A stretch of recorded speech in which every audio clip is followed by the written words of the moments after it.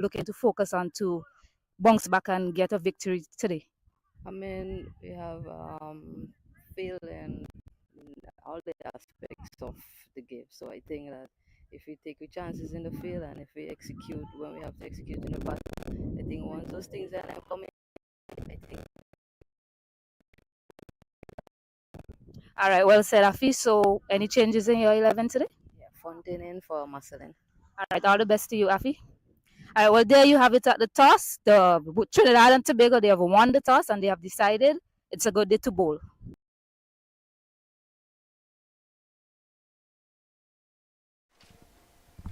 Pleasant good morning from the sunny Warner Park Stadium. We're about to see the start of the first of two matches that will be played here at Warner Park in this the third round of the T20 Blaze being played here in St. Kitts, the women's T20 Blaze. We can tell you that the Trinidad and Tobago Red Force Divas, they would have won the toss and they have inserted the Windwards. And the Windwards, they have lost the two matches that they would have played so far. Trinidad and Tobago, would have won one out of the two matches that they would have played so far. So they have decided to insert the Windward Islands, and I'm sure they'll be looking to take early wickets. I've been joined by Sakira Selman. Sakira, good morning and welcome once again. Good morning and thank you very much. It's a lovely day for cricket. We are in round 3 of the West Indies Women's T20 Blaze. A reminder of the standings: Jamaica sit on top with 9 points. Leewards are in second with 5. Trinidad and Tobago, they're in third with 5. Guyana, they're in fourth, 4 points. Barbados women, 4 points. Windward Islands women, yet to win a game, yet to secure any bonus points. They say at the bottom. So this is a chance for the Windward women to get off the mark. All right, so Jamaica would have gotten a batting point, also the Leewards and Trinidad and Tobago. So the Windwards, they have opened the batting with Kenneth Joseph. Kenneth Joseph is the opener at the far end, and look like Glasgow. Glasgow is the other opener for the Windwards. So Joseph and Glasgow, they have decided to open with the two batters, Joseph and Glasgow. And I'm sure they're looking to get a good start, Sakira. Yeah, they'll certainly be hoping that they can get a start quite similar to the one they got against Jamaica, albeit they went on to lose that game because they took too long to put their foot on the outside of Rata. But these two got them to 93 before they lost the first wicket in that encounter. So they'll just be looking to score a bit faster, but they'll be hoping that they can get through this power play without losing a wicket and set a foundation for the others to come. Yes. And so the Red Force Divas will open the bowling with Karishma Ramarak, and she'll be bowling from the media center end. So this is the first ball. And a loud appeal, but from this vantage point would have been struck outside the leg stump. So they, as you said, they'll be hoping to get a good start. On the other hand, the Red Force will want to pick up early wickets. Yes, definitely. And they're without Steffi Sue Grimm today. You would have heard Captain Karishma Ramarat mention that Sue Grimm is carrying a niggle. So she's being rested today, and she was the star for Trinidad and Tobago's side last game. 2 straight on this occasion. Wide signal by the umpire. They cross for a quick single. So wide delivery. So it's a nice and sunny morning here in Basti, St. Kitts. And this is the first of 3 matches that will be played here today. And so the Red Force will be looking to restrict the Windward Islands batters and probably get them to be dismissed for less than 100. But we'll wait and see what will happen. So there's a slip, there is a point, a cover, extra cover, and the mid-off. And on the onside we have a backward square, there's a mid-wicket on the fence. So Ramarak would want to start with a good over. I want to be tight.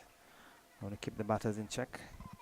And so it's Glasgow who is facing up to Ramarak from this media center end.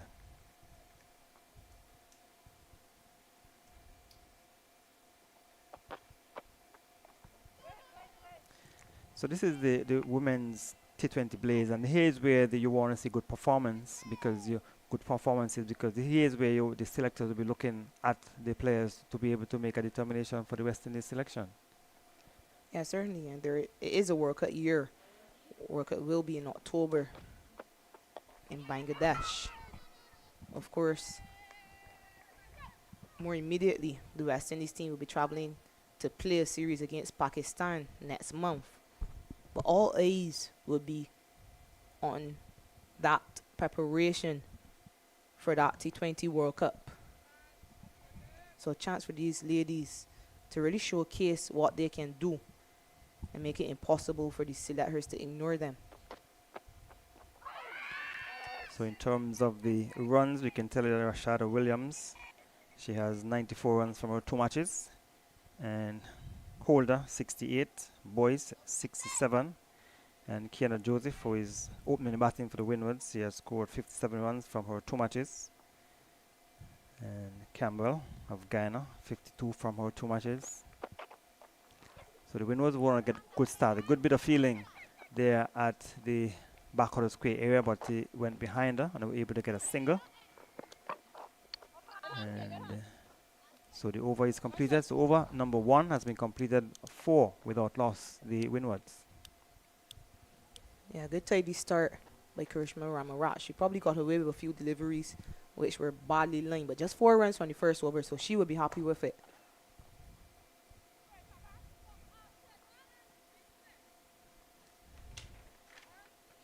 So a reminder of the 3 players out for Trinidad and Tobago women.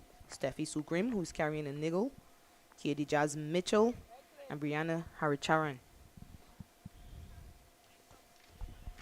For the Windwards women, Kimon Homer, Selena Ross, and Amaya Marceline. So Ernisha Fontaine is back in the squad today.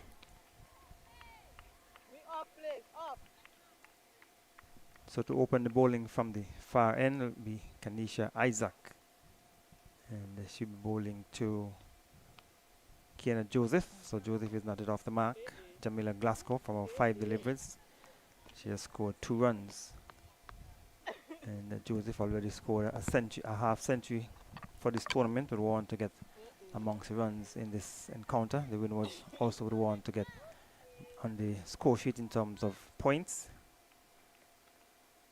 So Kiana Joseph will want to play a good innings for the Windwards. Yeah, deep backward square and deep third on the boundary. Starts too straight to the left of the field at deep backward square. Has work to do. Young Ramnath, she cannot prevent the boundary. So with a badly line delivery, and Joseph got it down towards the long leg area, and Ramnath got around, she got a hand to it, but it came from her hand and went into the boundary for 4. Good boundary for the Windwards. Yeah, I was having a look at this field. Just one fielder in the deep on the leg side. It means that Isaac, who normally swings the ball in to left-handers, has to be very careful with the line that she starts her deliveries. Chance of was looking to swing into the onside, went high in the air, and the catch has been taken. So the Windwards, they have lost the first wicket, with Kiana Joseph looking to swing a delivery over mid-wicket, and just came off from high up on the bat, and the keeper just moved around to her right, took the catch, and the Windwards have lost the first wicket. Yeah, simple catch for wicketkeeper Chanel Sow. Kanisha Isaac is able to make an impact immediately. Hit for 4 the first delivery. This time she pulled her length back. Started a bit wider. Eventually swung back into Joseph, but perhaps tucked her up. Tries to pull it. She's only able to get a top edge. Easy chance for her. So Trinidad and Tobago get an early breakthrough. Joseph goes for just 4 runs. So that has brought to the middle the captain of the Windwards team, Afi Fletcher. And I've been looking at the batters in this competition, and most of the batters looking to go aerial. And if you're probably looking to place the gaps, place the field, and pick up some singles and twos, instead of trying to hit everything in the air, maybe that is something that the coaches would want to work on. I know they would have introduced the bonus points where you encourage the teams to score as quickly as possible, but you can score quickly without trying to hit everything in the air. Yeah, Afi Fletcher walks to the crease. The first side 8 for 1, just into the second over. So the first delivery was pushed into the offside, so Fletcher would want to play a good innings for her team. In the last game, she would have been dismissed for a duck. You want to play a captain's knock and to put a good score on the scorecard for the Windwards.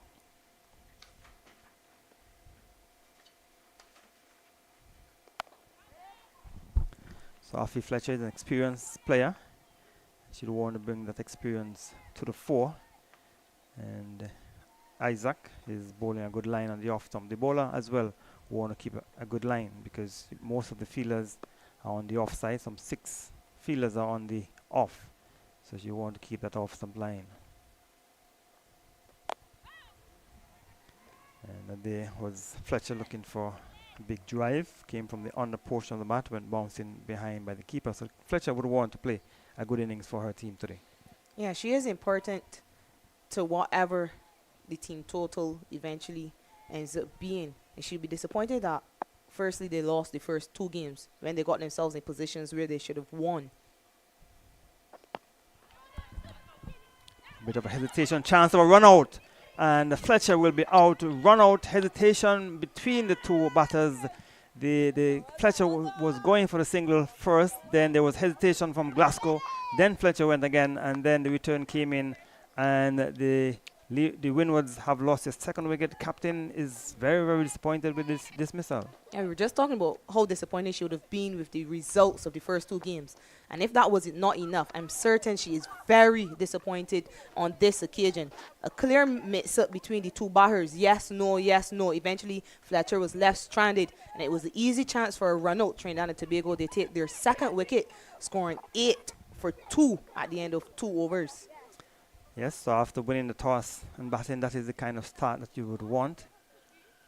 And there was hesitation, and Fletcher was left stranded halfway down the pitch, and she very disappointed. So Jamila Glasgow would want to probably make amends by making a good score, because captain running out the captain is not a good thing, Shakira. Yeah, but too often we see Glasgow involved in run-outs, whether it's she herself who's run-out or the partnering batter. So they have to work on their communication this Windward Island side. And we've seen lots of miscommunication across the tournament in a number of teams. And it's something that these players would definitely want to work on. They want good, clear, early calls. So Zayda James, she is the new batter. And Ramharak will continue from this immediate center end. So the Windwards are off to a poor start. They've lost 2 wickets. There are only 8 runs on the board.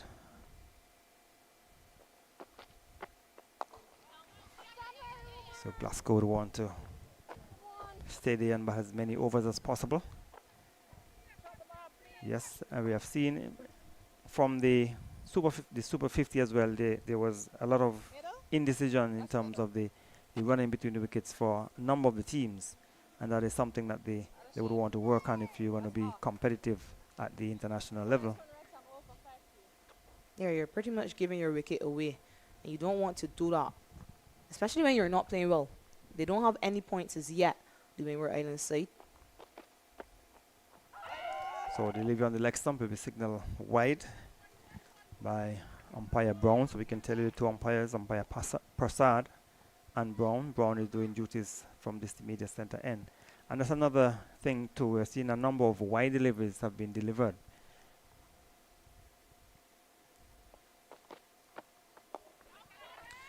Yeah, and Ramarat has sent down a couple wides so far, just into her second over.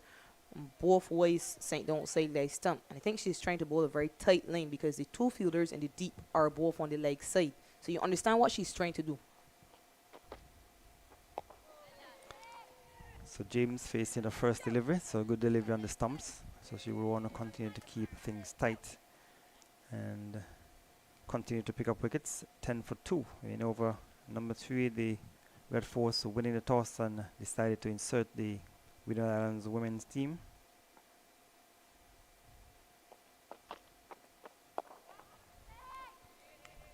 Good tight lines once again. Not wanting to give the batters any room outside the off stump. Everyone in the offside is in the circle. Slit, backward point, cover, extra cover, and mid off.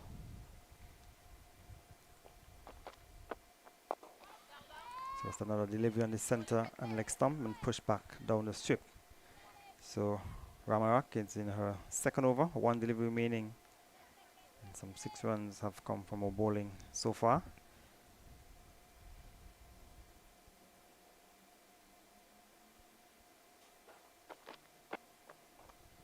This time outside the off stump, wide, taken behind the keeper, over is completed.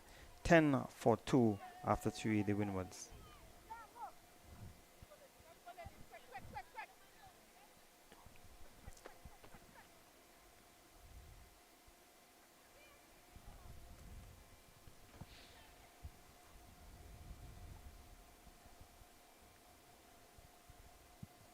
So the 2 batters having a mid-pitch conference. Maybe Zeta James is cautioning Glasgow. Let us have the communication right. Kenisha Isaac will continue from that far end.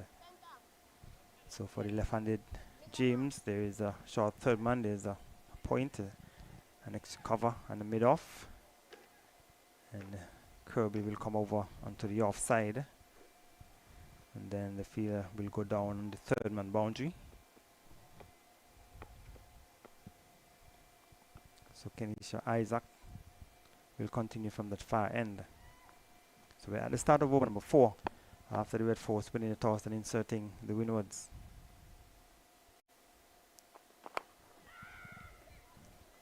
Played off the outer portion of the bat. And we get a single down to third man, a bit wide. And Glasgow went after it, but it came from the outer portion of the bat. And she was able to get a single. I'm looking here at the fielder at deep fine leg, and it looks to be Katie Jazz Mitchell who is on the field. Looks as though young Ramnath has left the field after that diving effort. We hope she's okay.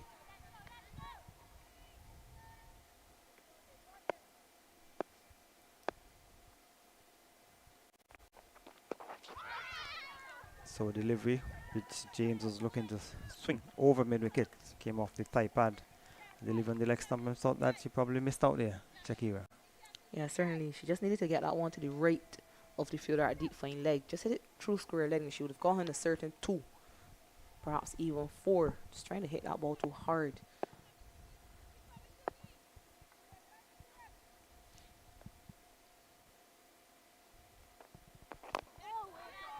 Better line delivery, and James is to the measure of it. Better length as well. Well pitched up to the back, getting it to swing back into the left-handed Zeta James.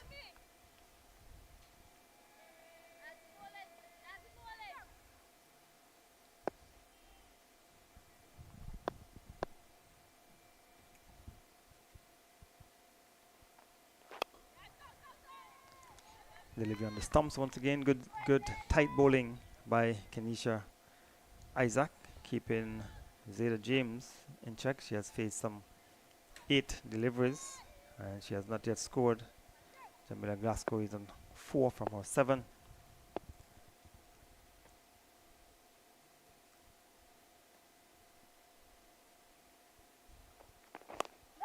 And you also want to try as much as possible to limit the number of dot balls. You still want to try and pick up singles. I find that sometimes our players, they're looking for the boundary shots most of the time instead of looking to pick up singles. And I'm just checking Cricket 4 for stats on Kenisha Isaac, and it looks as though today is her birthday. Seems as though she turned 31 today, Isaac. So really good start to her birthday. So a good birthday present. She would have gotten the wicket of Kiana Joseph. So the over is completed. Over number 4, 11 for 2 the Windwards.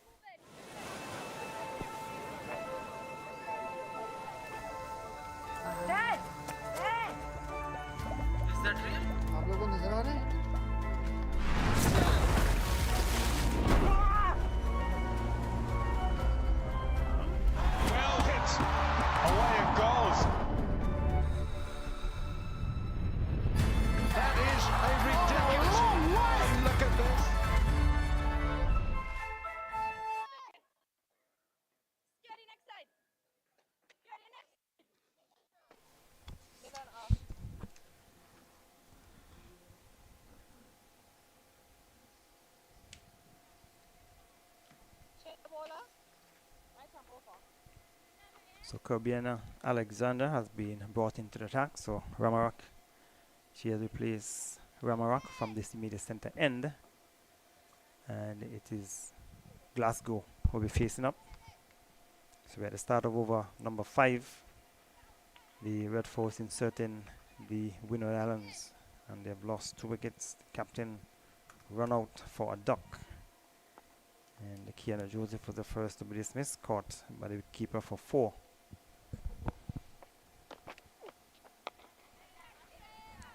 So a good first delivery from Alexander, keeping the batter Glasgow in check, and she pushed it down to extra cover. Heavily packed offside field. Deep third. Deep cover on the boundary. Slip still in place.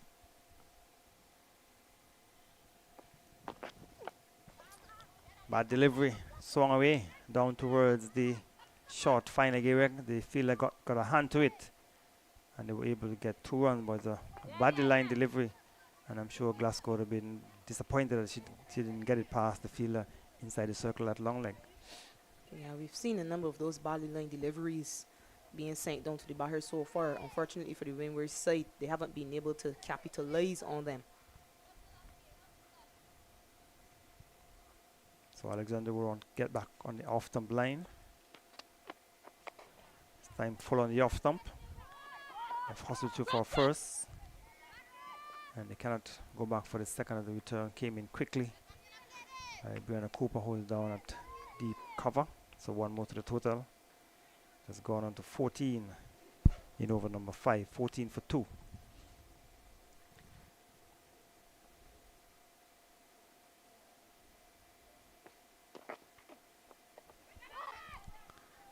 Zeta James still yet to get off the mark from some 11 deliveries. Was hoping to get it more to the left of the field at backward point. Get a single, but the fielder came around quickly. Yeah, just needed to play that one a bit later to get it to the right of that fielder, or earlier into that vacant cover region. And she's driving, gonna be caught. Goes through the hands of Brittany Cooper down at deep cover. It was a straightforward catch. She probably misjudged it, or misjudged the pace of it, and it went through her hands and into the boundary for 4. Yeah, hit into the wing. Brittany Cooper way off the boundary, but she still should have caught that one straight through the hands and one bounce into the boundary. So James off the mark with a boundary thanks to Cooper. So she should have taken that. It was good height, but she probably misjudged the flight and the pace of that delivery.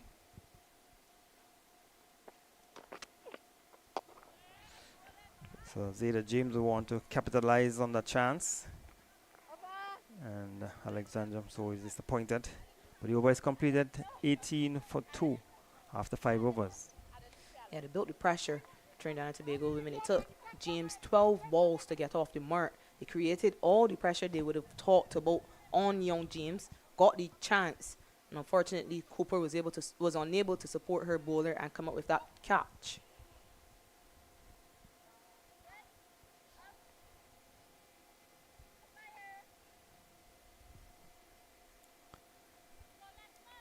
So over number 6 will be starting the 18 for 2. The projected score 72, and the Red Force will be happy if they can keep them to a score of 72. Shakira.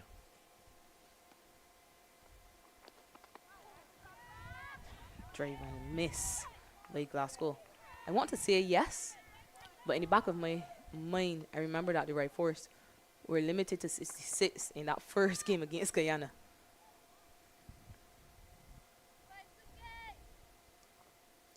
So they want to keep them as the score as low as possible. Certainly, had Brittany Cooper held on to that catch, they would have struggled to get to this projected score of 72. It's always important in the field to take the catches. We always hear the saying that catches win matches.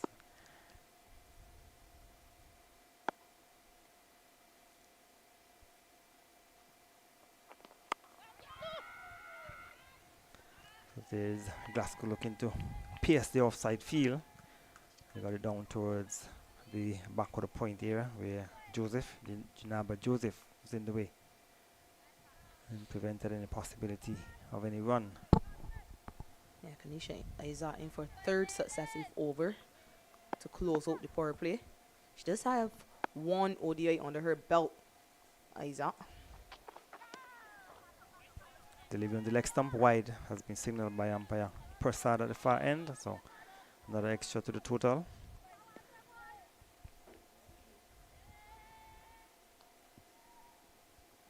So Isaac is in a third over, 1 for 6. Yeah, that only ODI she played against Pakistan women in the Caribbean back in 2021. Lovely flowing drive by Glasgow, got it down to mid-off, but went straight to the field at mid-off. And that is, you want the batters to place the field more to, if it had gotten it to the left or to the right of the field at mid-off, you could have gotten a run. Yeah, I know there was a run out earlier in the game when Fletcher was run out, but the fielders are right back on the circle, and we've seen a number of deliveries struck firmly to them. Again, we see it once more in Glasgow. It's just not thinking about dropping the ball and running. She has to find a way to rotate the strike.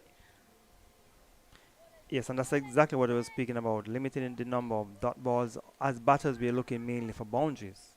We're not looking to get the singles and the twos.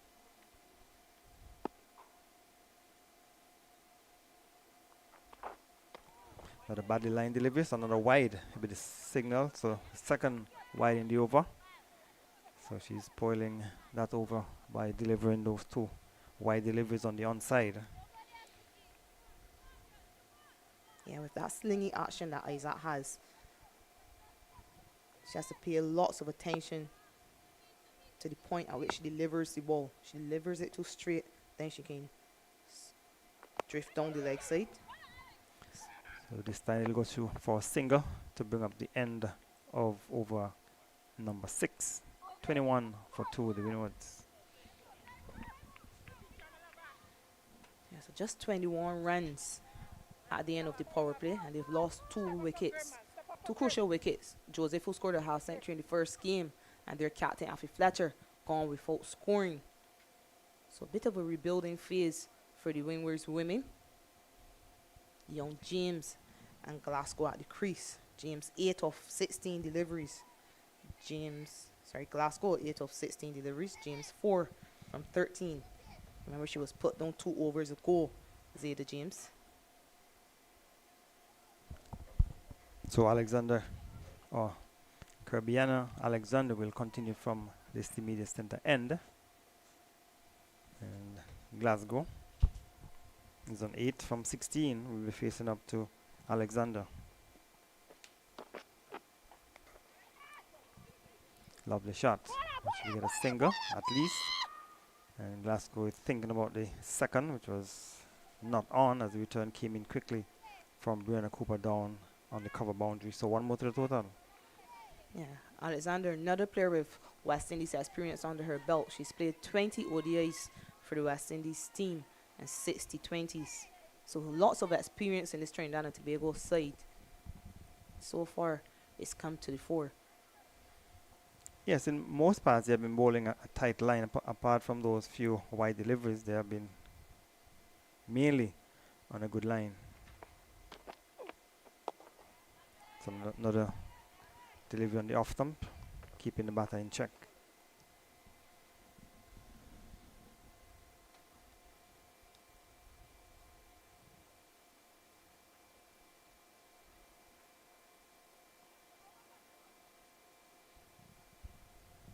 So remember, the Steffi Sugrim out, as I say that mid-on is sent back to the long on boundary.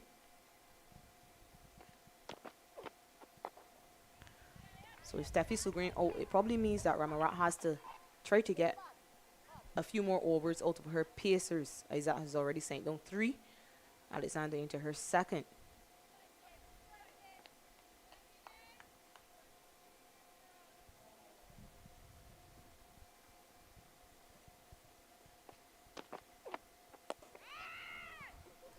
She's turned it in the air. She has gone too quickly for her first. We'll get 2 runs As the fielder down at long, that's Pascal, had to run across to her left, down to straightish mid-wicket deep. 2 runs to Zeta James. So with those two, she has gone on to 6, 24 for 2. And there's a change in the field. Ramarak has now come into the straightish mid-wicket position. So there are 4 fielders on the onside.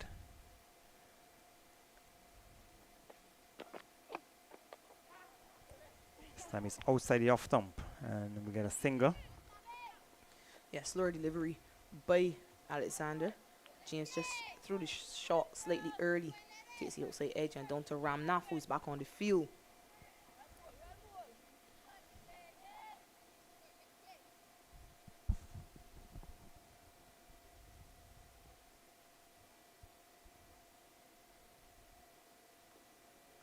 So Glasgow is back in strike. She's on 9 from 17.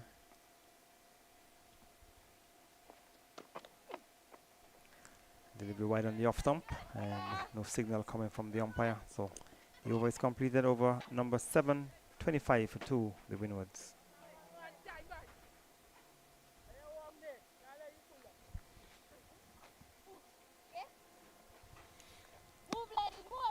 And the monitor is here, one of the cruise line, the Windjammer cruise line. And for the first time in a long while, you have not seen one of those big cruise liners or cruise liner at the Port Zante Harbour. This was a smaller ship, the Windjammer, on the Windjammer cruise line. This is the tourist season, so you see a number of cruise ships have been docked at Port Zante. Have you gotten a chance to tour Port Zante, Shakira? Not this time around. I'm sure I have at some point. I've been to St. Kitts a number of times. I'm sure I have before. Not this time around. Change of bowling at the far end. It's Ramnath. So she has replaced Isaac. So Ramnath is coming from that far end.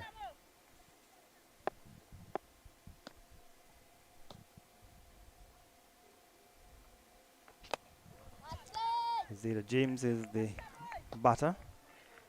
And so James is on 7 from 18. And Glasgow is on 9 from 18. So there's a slip employed for Zeta James. Getting it down towards the short back of the point where Junaba Joseph coming in. She collected and there's no chance of a run. So Ramnath is in the first over bowling from that far end.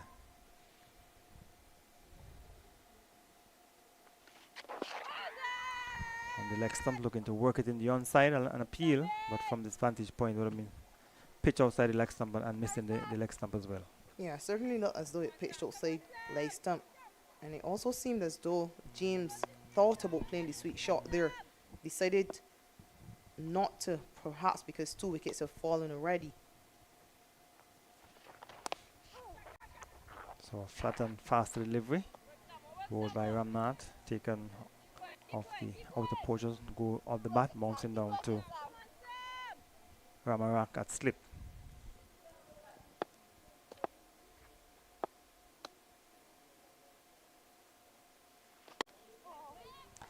Yes, looking at Zeta James, she's given the impression that she wants to go for some big shots, and if that is not coming off, she's just pushing it to the fielders on the offside or on the onside. And she would have to be careful. She don't want to soak up too many more dot balls because she's now 23 as the over comes to an end. 25 for 2 from 8.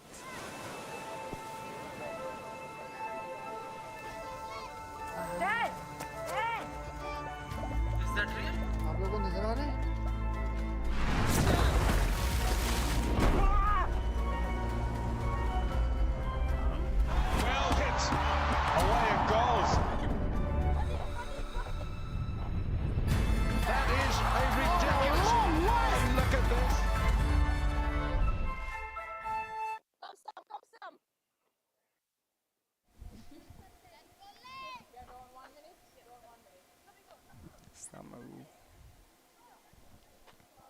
Change the bowler. Shalini Samaroo from the media center end. For the first time today, she replaces Kerbina Alexander. So at the present scoring rate, they will only get up to 63. And they will want to get up to a much better total. So Samaroo will go around the wicket. Driven straight back on the strip. Came off the hand or the leg of the bowler, and the fielding completed in the offside by Isaac. Yeah, interesting angle by Shalini Samaroo. I think it's the first time today we are seeing one of the off spinners go around the wicket to the left-hander.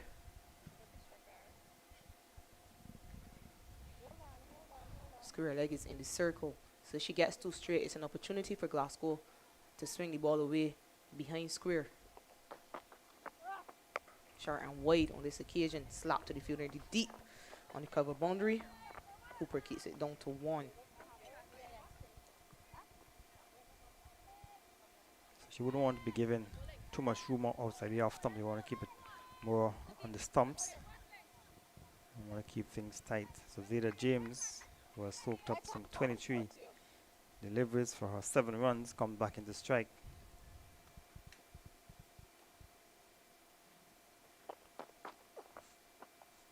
In the caught at slip, and there was Zeta James going for the square drive. The ball came from the outer portion of the bat and taken at slip by Ramarak. A good catch to her right. He stuck up the right hand, and the wind was losing their 3rd wicket. Good catch at slip. Yeah, very good reflexes by Ramarak. She did really well to hold that one, which flew to her right, stuck in the right mitt first, and then she was able to close her left mitt over it. So excellent catch. And Zeta James, who was given an opportunity when she was on 0, has to go for 7 from 24 deliveries. Windward's in deep trouble now. Yes, very deep trouble, because I've lost their 3rd wicket and they're only on 26. Went over number 9, and the projected score is only 61. And the new batter for the Windwards, it's like Etienne, is it? It's not Etienne. It's Kimon Homer. It looks like.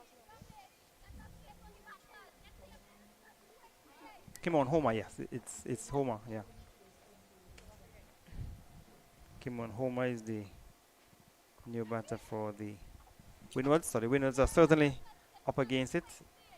The Red Force would have won the toss and inserted the Windward Islands.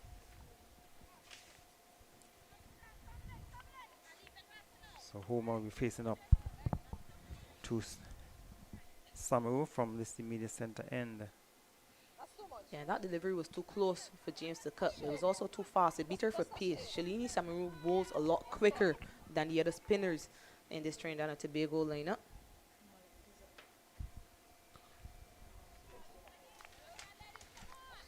Just as though we've been misinformed.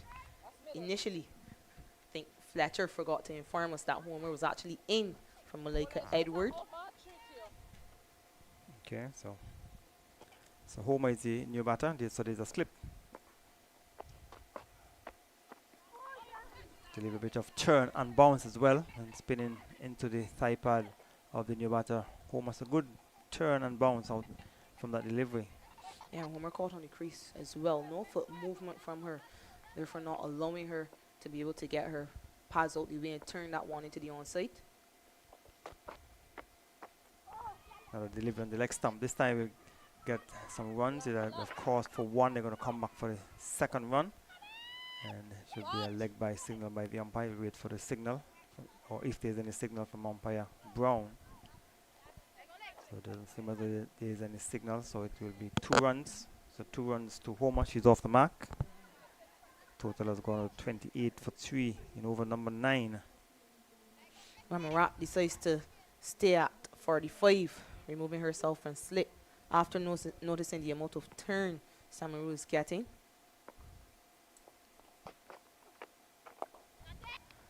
This time on the off stump, and Glasgow looking for a single, went too quickly down to mid-off for the run. So over number 9 is completed, 28 for 3 the Windwards.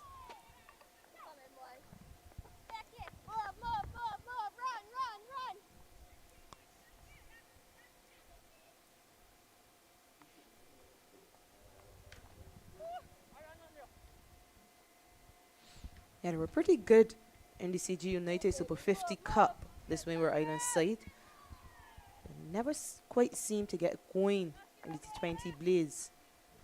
Got into good positions. Like I said, unfortunately, they weren't able to get across the line. Ramnat will continue from that far end. And a little bit of feeling at backward point. So Glasgow, who has been there from the start, she's on 20. She's on 10 from 21 deliveries. We're in over number 10.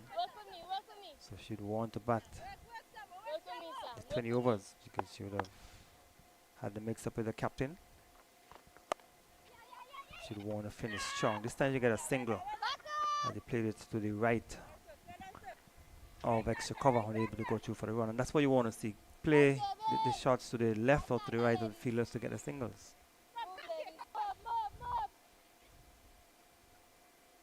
29 for 3 in over number 10. The Red Force winning the toss and inserting the Windward Islands.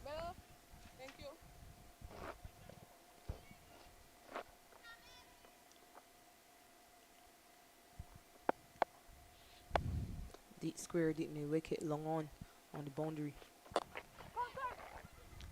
To the onside, they'll get a single. As a delivery spinning into the right-handed homer. She got it into the onside for a run, so she's got another single, so she is 3 from 4. And Glasgow, who has been there from the start, come back into strike. We're in over number 10.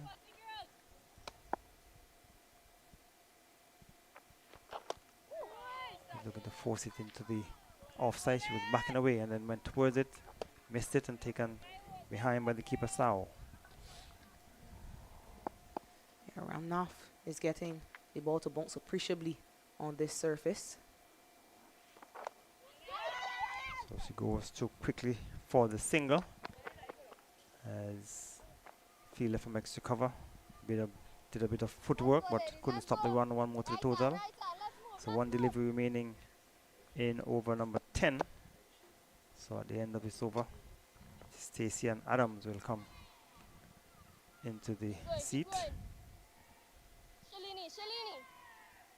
So the keeper is making some adjustment to the fielder at long leg, asking her to move to her right. So a dot ball to up the end of over number 10. At the end of it, Windward's batting first, 31 for 3.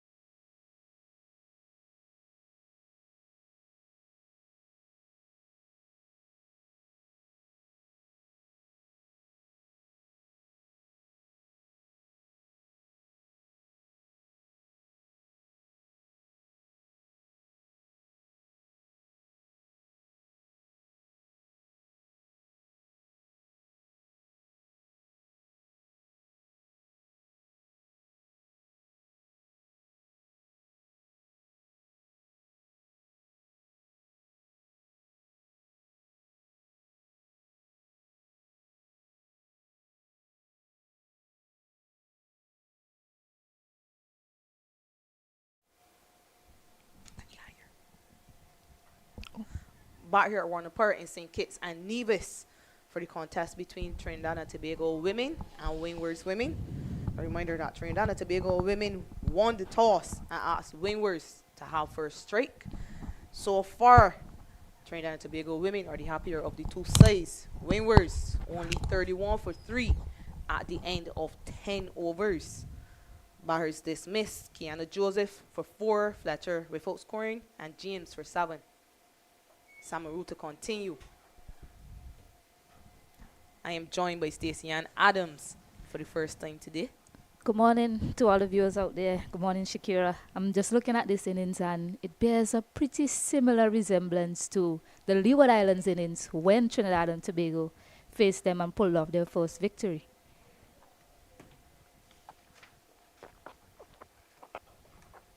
Swung away through the leg side. Work for the fielder at deep. May wicket to do. She cleans up Pascal. Should keep it down to 2 runs. So first sign of aggression by Glasgow. And she's been there since the beginning of this innings. Yes, just going back to that.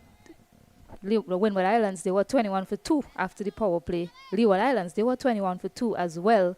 The batters, they got stuck. They weren't able to score, showed very little intent to score. And we're seeing that here as well with the Windward Islands.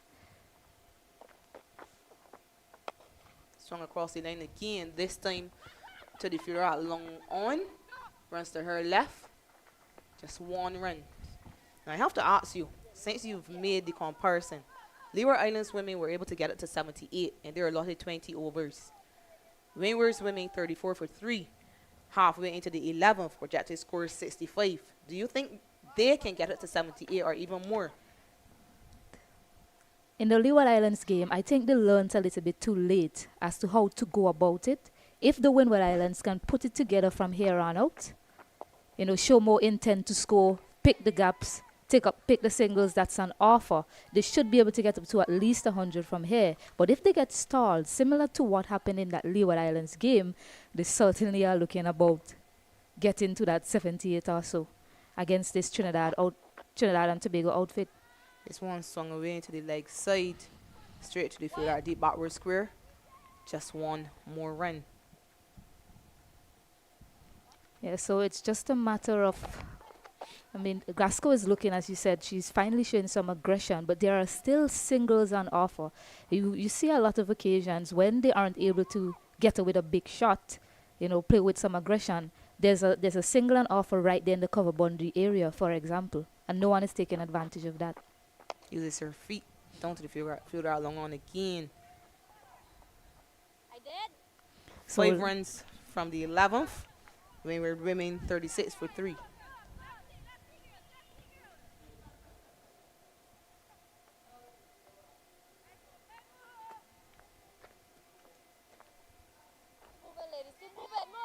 You can continue your point, no? yeah, must give credit to Trinidad and Tobago. I mean, they found a bowling plan to the Leeward Islands and it was implemented similarly here as well, using Corbina in the power play. And Samaroo Ramnath, you know, she's one of few bowlers who actually got the ball to turn. So she's doing a good job for her team. Unfortunately, Sugram is out and you know how key she is to this bowling lineup. But they're still managing without her and they're doing an exceptional job. Yeah, Glasgow has to make sure that she gets back on ball as many times as possible. And even though she's right to show more aggressive intent, she has to be looking to hit a boundary first, but still find a way to get a single. If it's not there to be hit for a boundary, this one hit to the right of the fielder at a long off. Should be 2 runs. O'Neill cleans up. Yeah, so the problem in West Indian cricket for far too long has been that many batters have gone looking for a boundary, and if it cannot be hit for a boundary, it ends up being a dot delivery. Well, there's a need to improve the batsmanship. Oh, turn and bounce. Glasgow pokes at it. Fortunately for her, she misses it. We saw Ramarap come up with a very good catch a few overs ago. So you don't want to be offering her another catching opportunity. So you need to improve the batsmanship across the Caribbean so that batters are able to find singles as well. Quick single, slight misfield by Kirby at extra cover allows the batters to cross quite easily. Yes, I agree with you, Selman. That's certainly we're seeing that actually manifest in this tournament as the tournament progresses. It shows in the way the batters aren't able to capitalize at the back end as well. It tells me that the shot selections are limited. So certainly something that they have to work on going forward. Young Trishan Holder, perfect example in terms of shot selection and being able to use her crease, playing that scoop shot, which is a good option in the death overs because usually the two fielders behind the keeper are in the circle. This one played away to the field right long on. It's just be one. So 1 run to end the 12th over. 4 from it. Windward's women move to 40 for 3.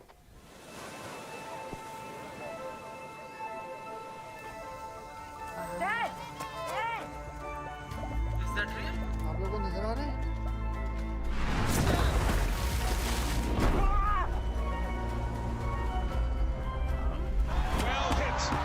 Away it goes.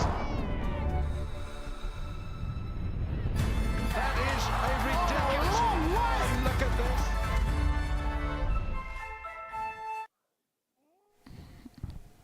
Back live and Shalini Samaroo will continue to Kimon Homer. Homer 5 from 10 deliveries now. And that right there paints a picture. 5 from 10. A new batter that came in after losing those 3 quick wickets should be at least 10 from 10. That's the thinking that you should be coming out there with. You know, Glasgow, she's 19 of 32 deliveries. So when you come out there, the first thing you should be thinking is how can I minimize the dot deliveries? And we're not seeing that being done in this batting innings. Yeah, and the Windward Island side has toyed with this batting lineup a number of times. We saw Glasgow at the top in the first game, at 6 in the second. Back at the top today. Perletti back before Glasgow last time. She batted 5 last game. She's not to the creases yet. So they're really searching for the best combinations. The first one we all felt worked.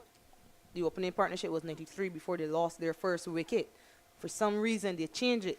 Today, they've gone back to it. But it hasn't worked today. Chance for the field out long on. Doesn't look as though it'll get to her. 1 bounce. They come for a second run, a chance for a run out. And she drops the ball, Shalini Samaroo. So an opportunity given to the Windward Island side. Kimon Homer certainly should have been gone. Yeah, both batters were looking to come back for 2. Kimon was always struggling. All the fielder had to do was collect it cleanly. Unfortunately, fortunately for the Windward Islands, she had really given up there. Maybe even if she had taken up the ball and tried in a second attempt, she probably would have gotten the batter. But Kimon Homer lives to fight. Yeah, I'm not sure Samaroo knew how far Homer was. Bit of turn and bounce slapped to the right of Cooper coming around from deep cover. They go for 2 again. Another chance. On this time, Kerbina Alexander, who chooses to replace Samaroo at the non-strikers and to collect that ball, is unable to collect it cleanly. Yes, Kimon is, wow, I mean, she must be counting a lot. She certainly should be thinking, I should make a big score from here on out because it's similar, like deja vu. This time, a pretty decent throw from Brittany Cooper on the boundary. Nice bounce, but Kerbina Alexander didn't get herself in a good position to collect it. And another 2 added to the Windward Island score. If they didn't know about her, I would think Trinidad and Tobago are trying to keep home out here.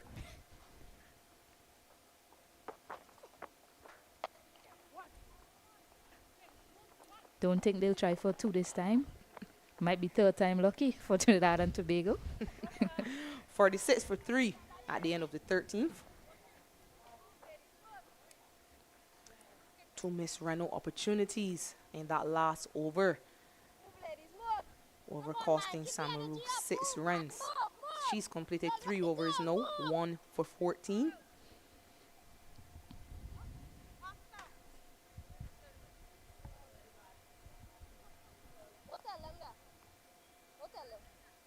Question is now, Shakira, if you're in the Windward Islands camp, what sort of total are you thinking is a good one to this Trinidad and Tobago outfit?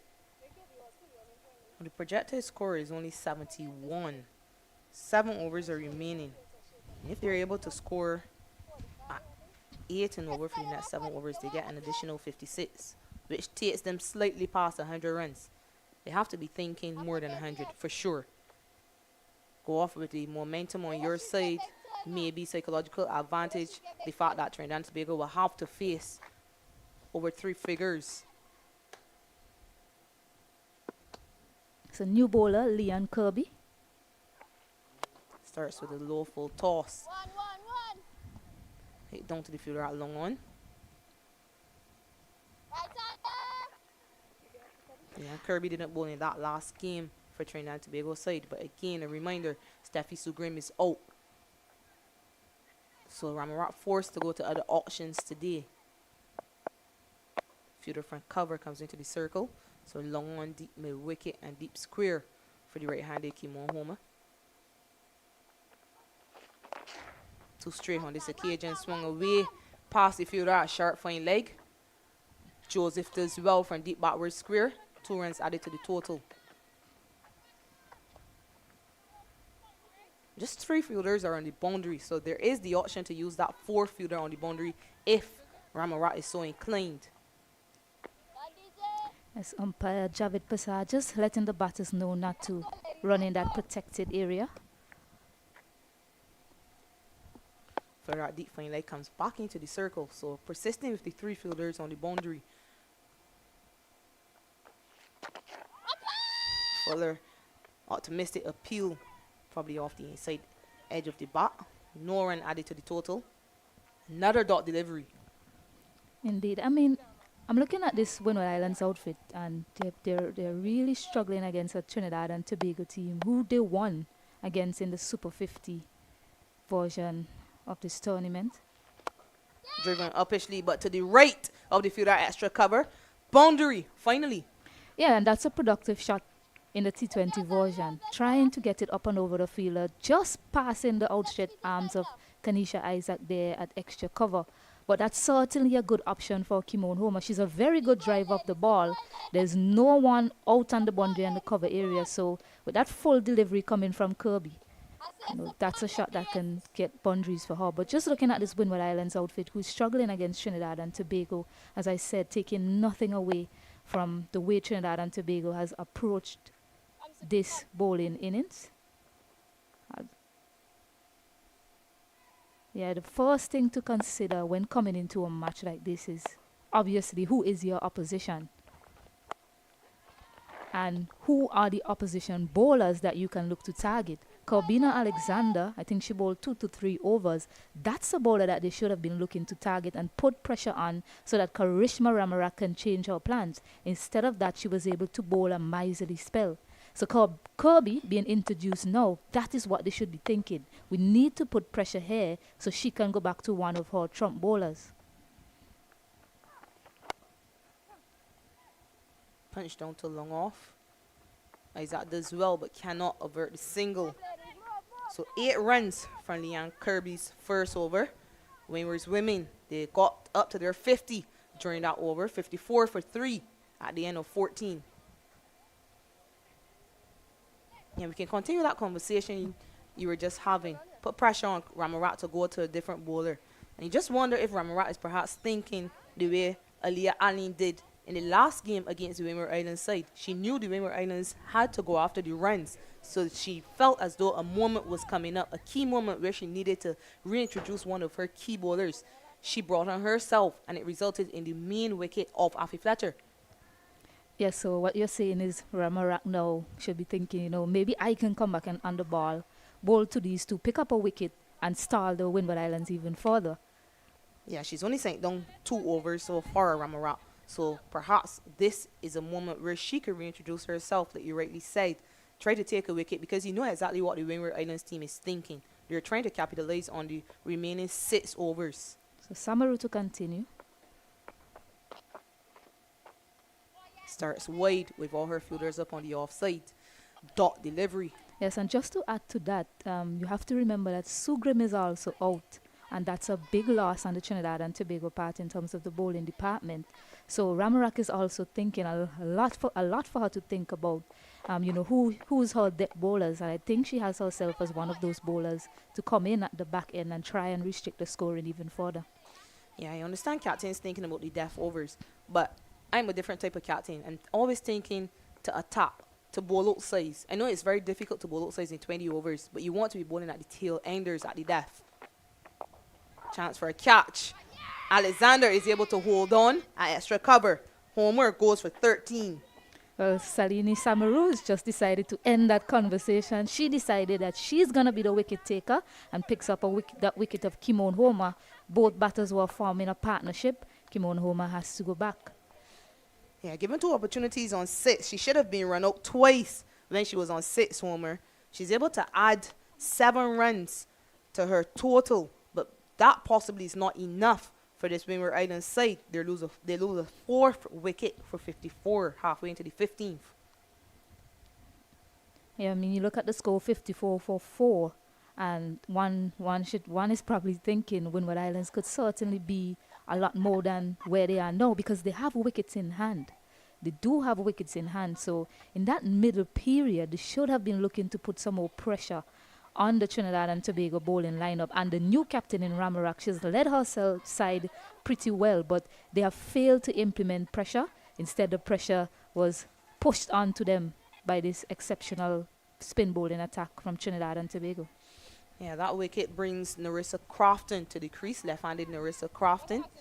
She was very good at the start of the CG United Women's Super 50 Cup. Just seemed to have fallen off a bit coming on to the end of that tournament and at the start of this West Indies Women's T20 Blaze. She has a job to do for her side. Windward's women 54 for 4 halfway into the 15th. Yeah, and Trinidad and Tobago will have memories of these two because they had the Windward Islands on the back foot in that Super 50 game, and these two came out and put on a big partnership that eventually led them to victory. So certainly the Trinidad and Tobago outfit will be thinking to get rid of 1 or 2 of these batters quite quickly. Yeah, taking some time for Crofton to take guard. It seems as though she finally has it. Shalini Samaroo and waiting. Now, they've clearly remembered what Crofton was able to do against them. Immediately, all 4 fielders on the boundary. Deep mid-wicket, long on, long off, and deep cover. Play and miss. First delivery. Samaroo has certainly put her hand up in this bowling innings. Against the Leeward Islands, I felt like she was a bit too short or a bit too full. She's found her line and length in this innings against the Windward Islands.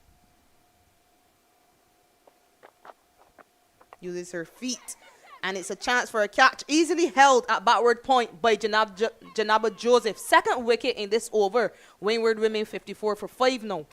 Yeah, just not able to get going, these Windward Islands batters. The slow bowling of the Trinidad and Tobago has put a halt on the scoring of the Windward Islands. Easy catch there for Janaba Joseph. And Narissa Crofton has to go without scoring. Paul Etienne. You know what I was thinking? When Narissa Crofton was walking out to the middle, the Shalini Samaroo being an off spinner, is maybe they could have sent Paul up, another right-hander, before Narissa Crofton, but she doesn't last long, and Paul Etienne, the right-hander, makes her way to the middle. Yeah, she never got close enough to that delivery, Crofton. The ball also turned enough to take the outside half of the bat, and she offered a simple chance to Joseph at backward point. And you're right, they perhaps could have gone to the right-hander, but maybe thinking that Crofton had a good outing against this Trinidad and Tobago side during that Super 50 Cup, and also thinking that they sent to right-hander Kimon Homer, and she wasn't able to counter-attack the off-spinners so far. Either way, Pearl Etienne has a job to do, and she has 5.1 overs to do it. It's interesting the amount of turn Samaroo and Ramnath get on this surface compared to the other spinners in this tournament so far. Sometimes you wonder if the surface is beginning to turn, and then you look at the other games and you notice it's not a lot of turn, but these two have been able to manufacture turn off the surface. The end of the 15th over. It is a double wicket maiden for Samaroo, and she's finished her spell of bowling. She got 3 wickets. Samaroo dismissed Zayda James, Kimon Homer, and Narissa Crofton. So an excellent spell of bowling by Samaroo. 3 for 14 at the end of her 4 overs. Windward Islands women 54 for 5 at the end of 15.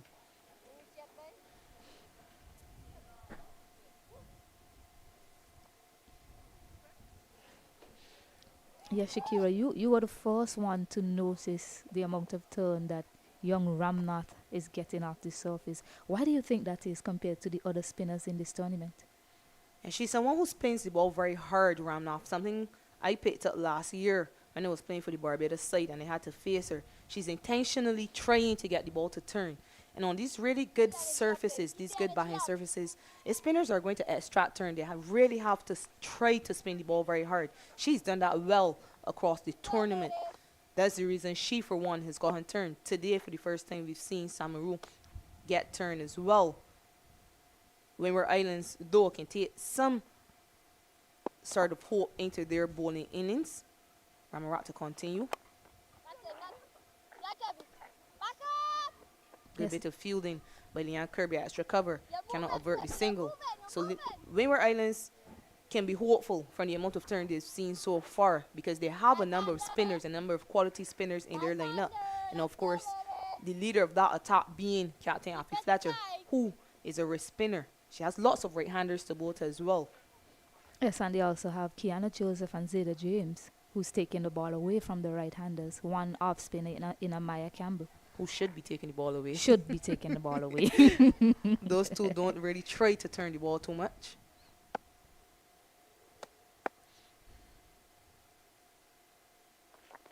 Gives herself room, tries to hit it through the offside, can only find Cooper, who's just come into the circle at cover. Still have 28 deliveries remaining in this innings. They first need to get to what can be a competitive total, on the surface.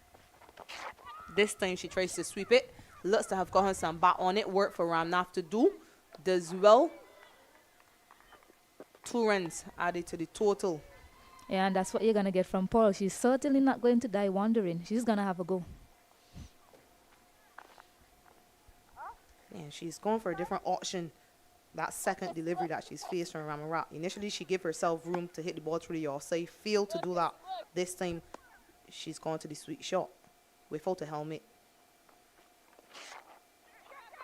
Tries to sweep again. Just gets it over wicketkeeper Chanel So. Another run added to the total. So she's a very busy player, Pro Etienne. Always has been. Glasgow takes straight. She's 26 from 38 deliveries. Deep mid wicket goes back. So deep mid wicket, long on, long off, and deep cover for Glasgow. Uses her feet, swings across the line. Should have been held by Kanisha Isaac at short mid wicket. Another chance put down.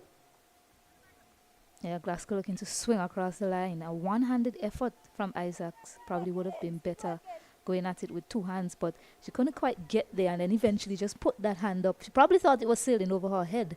Or just put that left hand up and it slipped out in the end. Uses her feet, Etienne. Head thrown back, misses the ball. Dot to end 16th. Windward to women 59 for 5.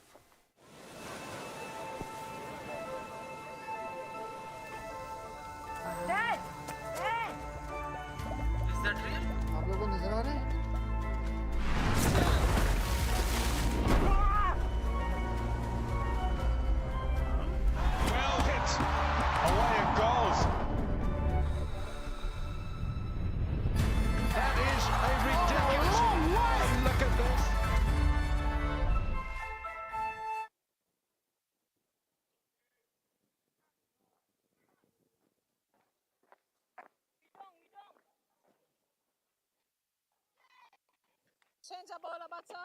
Windward's women struggling at 59 for 5. Kerbina Alexander back into the attack.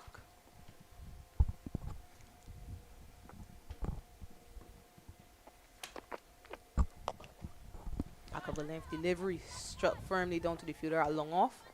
Still struggling to hit boundaries, the Windward's women. Yes, they are certainly struggling. I have been following this discussion about the turn and the bounce. And Marky, they're playing on a different pitch as well. It's the most western of the squares here at Warner Park. So maybe that is a contributing factor as well to the extra turn and bounce that the spinners are extracting from this surface here at Warner Park. So it has certainly been a struggle for the Windwards. Jamila Glasgow, she's still there, so she would want to capitalize on these final few overs. Sure. Tries to pull it away. Chance for a run out. Cannot get the throw on target. Kanisha Isaac. So maybe Glasgow is anxious to get on strike. She's on 28 from 40. She would have opened the innings.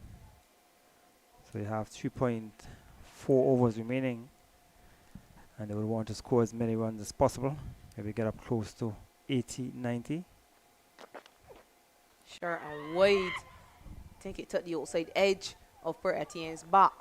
So standing up to the wicket. Cannot take that cleanly. Single added to the total. So yes, we see Etienne, she main intention is to go after the bowling because as we indicate we're in the last 4 overs and they will want to score as many runs as possible. Glasgow, who has been set. No, this is the chance. This is the time for her to try and capitalize and get a lot more runs. Yeah, deep mid wicket, long on, long off, and deep cover. The fielder's on the boundary. Gives herself room. Can only manage to hit it to the fielder at long on.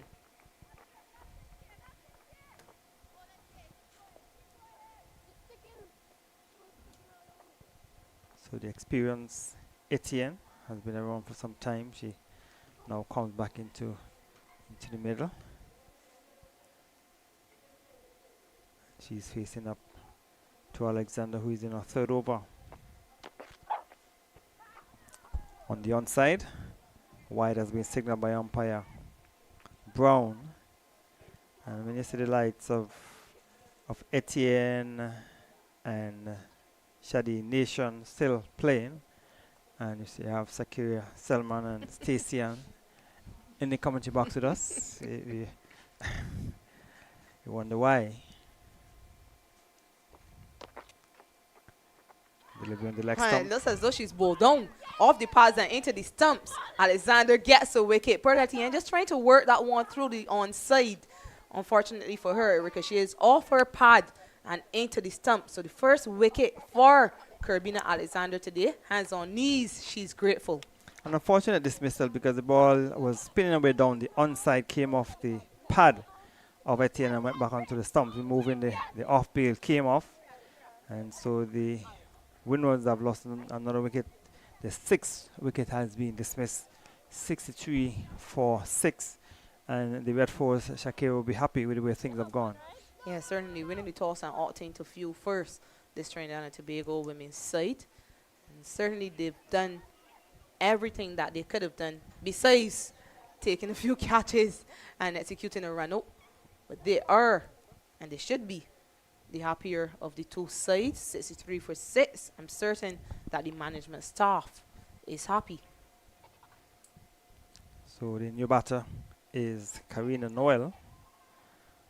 Jamila Glasgow is on the non-striker. She would want to face as many of the final 3.1 overs.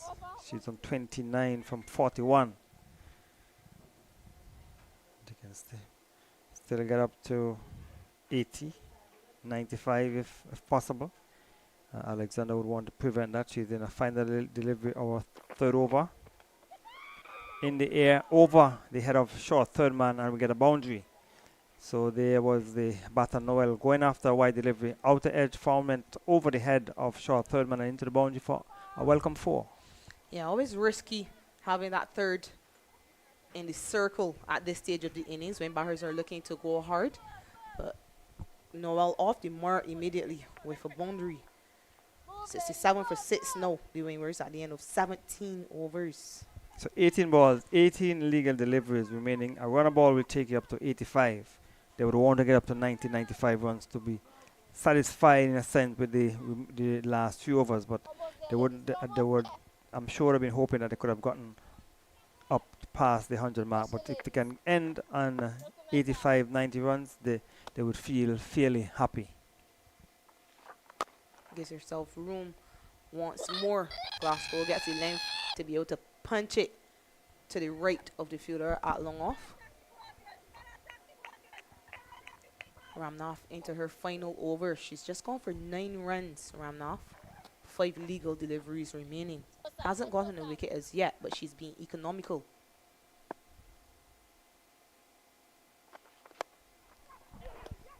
Swung into the leg side on this occasion. Quick single. So they certainly should be happy off for the Windwards. They have gotten 2 runs from the first 2 deliveries, and they're scoring singles when they should be getting boundaries. Early on in the inning, that is when you should have been looking for the singles and the 2s.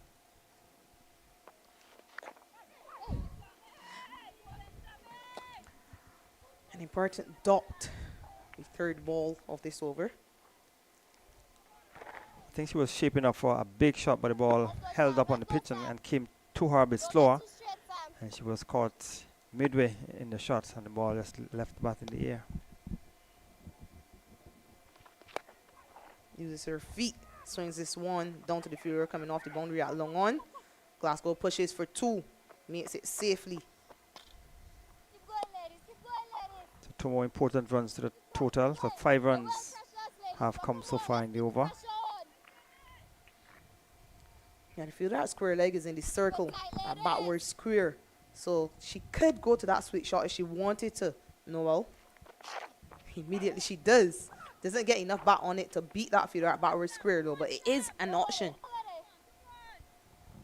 Yeah, it was a delivery on the leg stump, and she was hoping to get more bat on it, maybe get it finer.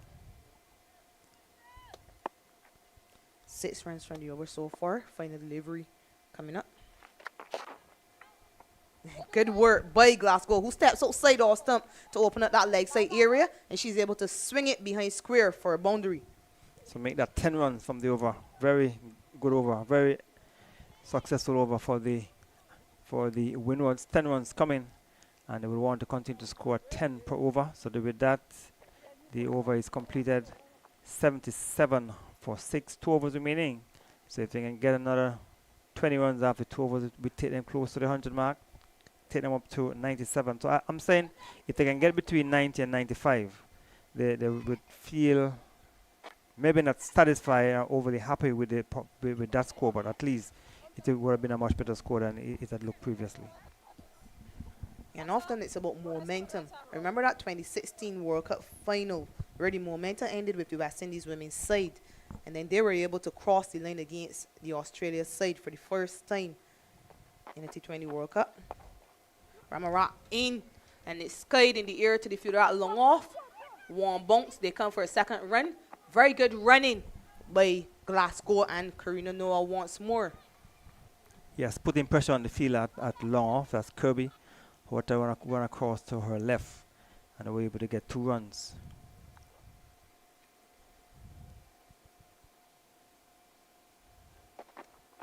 Uses her feet again, chance, and I think she's stumped. Good work behind the stumps by Chanel Sow.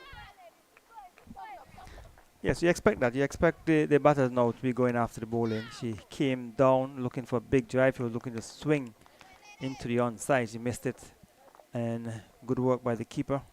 And the Windwards losing another wicket.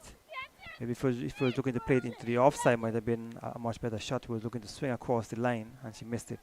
So the 7th wicket has been dismissed. 79 for 7. The Windwards after being inserted by the Red Force when they won the toss here this morning. Yeah, she will be disappointed to be dismissed, Karina Noah, but she did her job. She scored 9 of just 6 deliveries. So she needed to score at a strike rate higher than 100, and that's exactly what she did. So she made an impact, a very short impact, but it could be a crucial one. 79 for 7, Windwards women, and Tracy Byron has walked to the crease. First wicket for Ramarat today. She has won for 13 from 3.2 overs.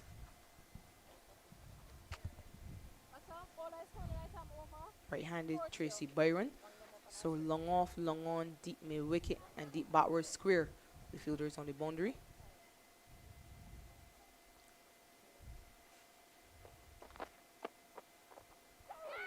Between bat and pad, low the peel, and it's stumped again. Excellent keeping by Chanel So. Well bowled once more by Karishma Ramarat. Yes, with the delivery floated up on the center on leg stump, or maybe just outside the leg stump, and Byron was looking to swing it into the onside. She missed it. Another very good work by the keeper Sao, and 2 wickets in 2 balls for the Red Force team, and things ending well for the Red Force in this over. Here, Ramarat on a hat trick. No, opting to bring herself from this end for her final over. Good piece of stumping by young Chanel So behind the stumps.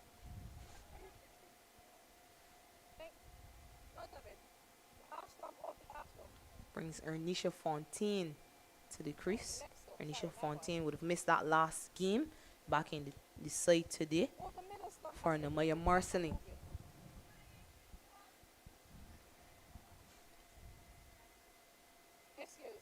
She was the West Indies on the 19 wicket keeper Fontaine. Young Dominican.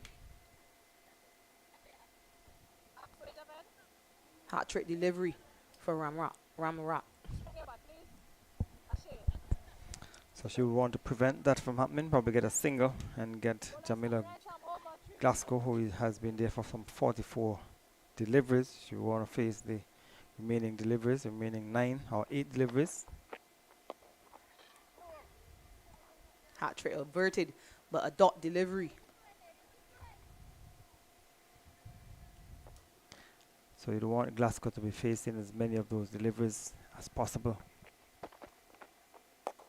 Swung down to the fielder at long on. Kirby does well to get off the boundary as quickly as possible. 1 run added to the total.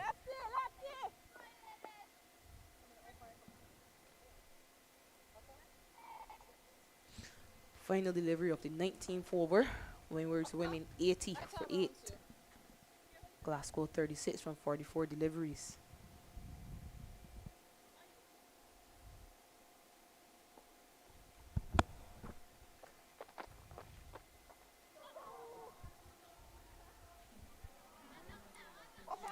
Looks as though she was missed-stumped. So good, 2 good stumpings by So in the over. This time she missed-stumps Glasgow. She did have a chance to take that one. Should have been a simple stumping chance. Yeah, because Glasgow was like a good way out of the crease. She probably was a bit too anxious, took her eyes off, and did collect.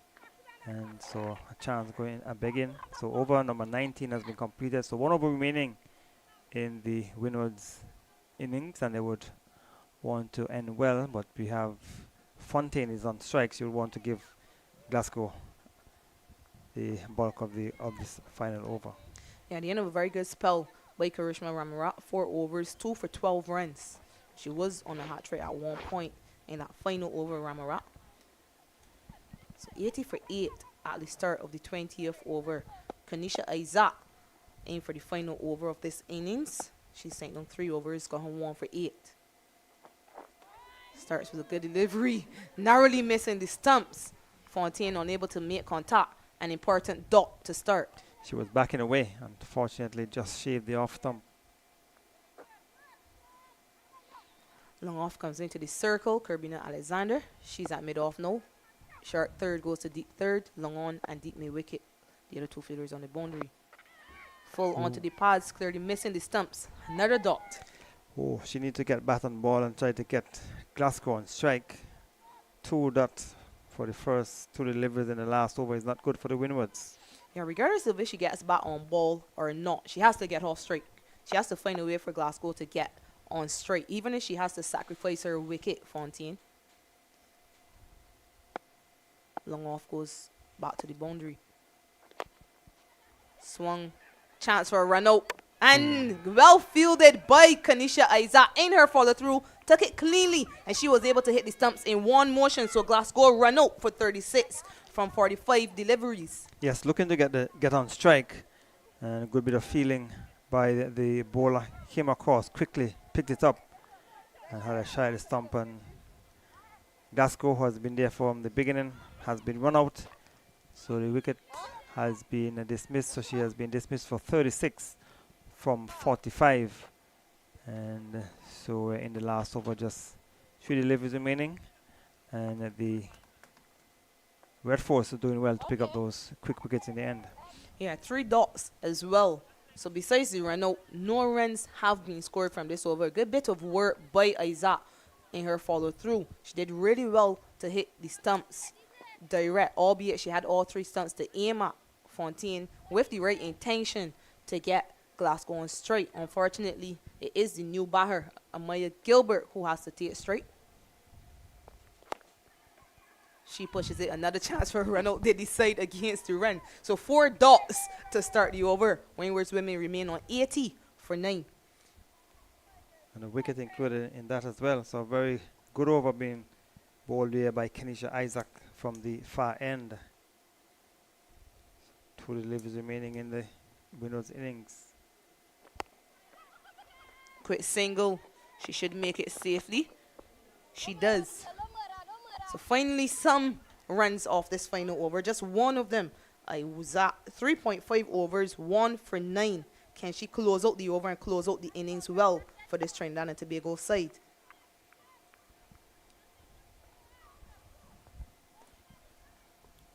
Long off, long on, deep. Fielder forward of square and deep third. Swings. Cannot beat Isaac, and it is a second run out in this over. So just 1 run and 2 run outs in the final over. Windward's women end on 81 all out. A very good over for the Red Force. They were able to restrict the Windward's batters, picking up 2 wickets and just the 1 run. We saw some 10 runs came off over number 18, but then in the last 2 overs we saw 3 wickets going down and not many runs being scored. So it ended on 81 for 9. So that's the score on the scorecard.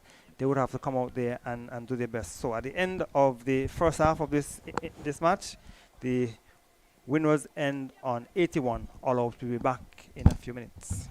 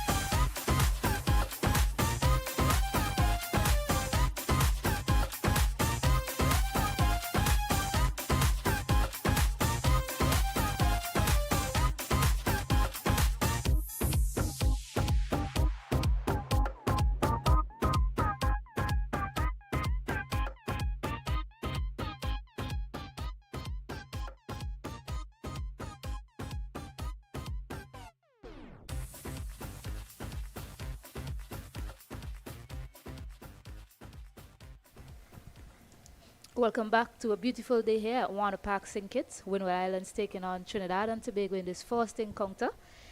Windward Islands, they were bowled out for 81 in 20 overs, only managing to get 1 run after the last over. I'm here with Gary Pemberton. Gary, how do you see this one playing out? Well, the Red Force ended strong because they were able to get some wickets, and especially that last over, they only got 1 run. And what is important about the innings from the Windwards, we saw some 73 dot balls. You can't afford to have so many dot balls. You know, it's 120 balls and you're 73 dot balls. That is not good. But they have ended on 81, and they were hoping that the bowlers can bowl tight, and the fielders can back them up. Yes, no surprises that they're starting with spin. We see Zeta James about to send down the first over to Sunil Sao and her partner Brittany Cooper at the non-striker's end. So for Trinidad and Tobago, it's a case of just following up that similar batting template that they had against the Leeward Islands. They hit the gaps quite well. They run pretty hard as well. Turn ones into twos. So much of the same for them if they want to pull off a victory here. The Windward Islands, they should come out with a fighting spirit. You know, it's a case of psychological resistance for them.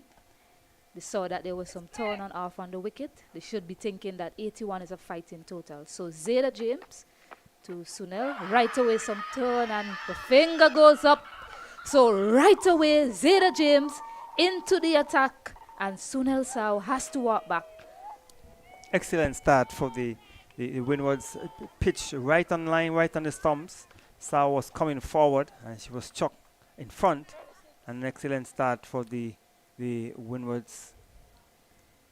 Yeah, that one certainly did pitch and turn away. It's something that Shakira Selman mentioned about Zeta James and Kiana Joseph. They primarily keep a straight line and length. They try to bowl as straight as possible to the stump. And Sunil Sao, she was very positive in the last game. She was not out, as I recall it. She has to go. So that's a big wicket in the context of this game. She controls the innings quite well for Trinidad and Tobago. And she controlled the innings quite well in that game against Leeward Islands. So new batter is Shanice Pascal.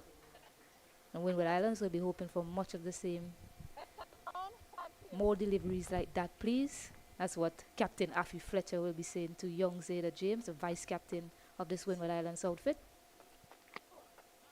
A false start by her. So Shanice Pascal, new batter. And I like the fact that he has a slip in place as well to try anything from the outer edge.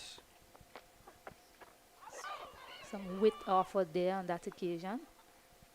So it's important for Trinidad and Tobago not to go in their shells early because of that early setback.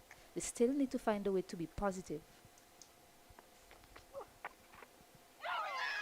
Looking to be positive indeed on that occasion, offering up a cut shot, but just missing the outside edge of that bat. The Windward Islands, they look quite pumped up. Yes, so got no wicket on the first delivery. Turns this one into the slip card, just falling short of Affy Fletcher in the slip.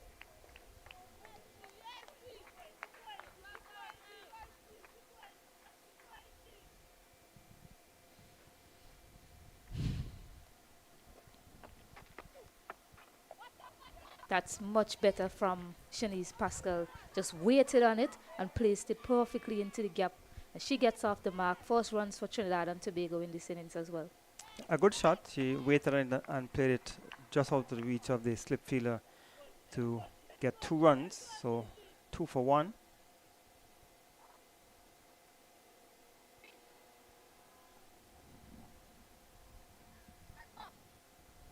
So I like that very early Windward Islands. They have a pretty tight field in the circle.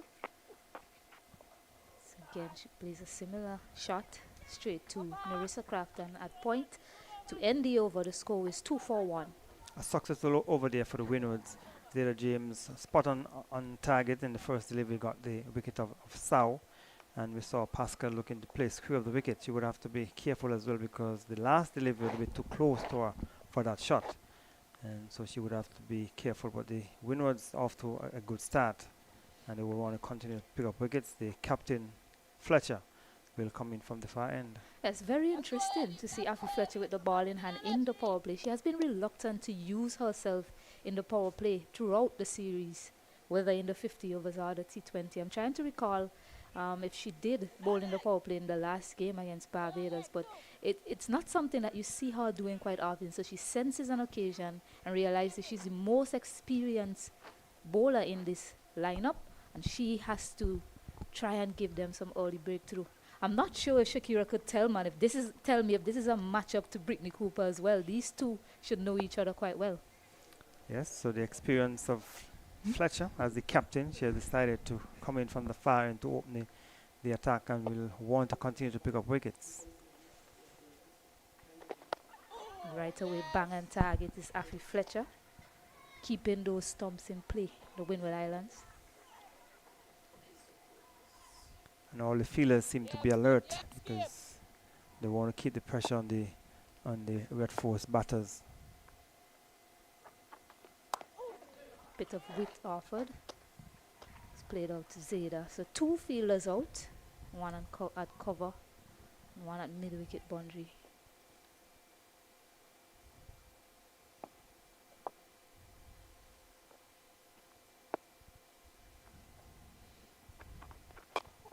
Too much weight played down the ground. Nice stop there by Afi Fletcher.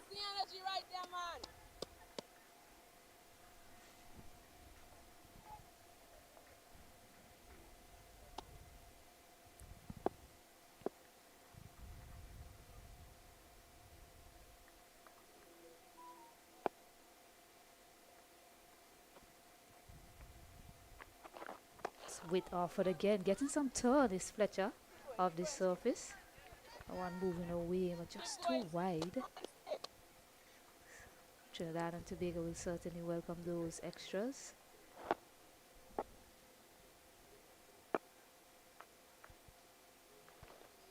Tries to use her feet, just misses the stump. Yeah, she was a bit indecisive coming onto the front foot, not confidently, and the ball was spun away, but not taken cleanly by the keeper. Oh. Actually, she was beaten quite well there by that delivery. Bounce and turn from Fletcher, bounce and turn again.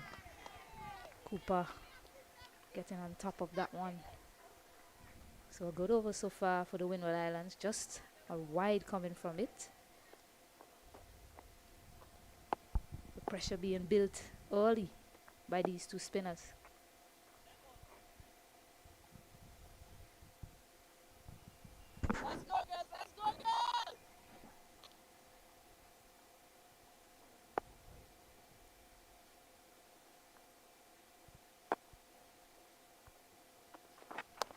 With offer, but can't get it away. So just a wide to close off that over. Trinidad and Tobago are 3 for 1. A good over for the Windwards. They would have started well, and so the 2 overs have been completed. They already picked up a wicket, and Zeta James will continue hopefully from this the media center end, and so the Red Force batters would want to spend some time in the middle, but they have to be careful. As I said, Pascal looking to play screw of the wicket. Too many balls that are too close to the off stump, looking to play square of the wicket, and she would have to be careful. So James to continue, wicket taker so far to Pascal.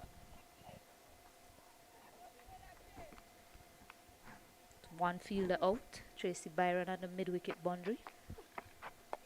Tries to go big, goes aerially, and catch completed by Kimon Homba at cover. So another one goes down to Zeta James, vice captain, standing up for Windward Islands. Yes, at delivery it was slower, and Pascal looking for the big drive just came from the outer portion of the bat, and a simple catch. So the Windward certainly have started well. When they batted, they lost the second wickets with the score on 8, and now the Red Force, they have lost the second wicket with the score on 3.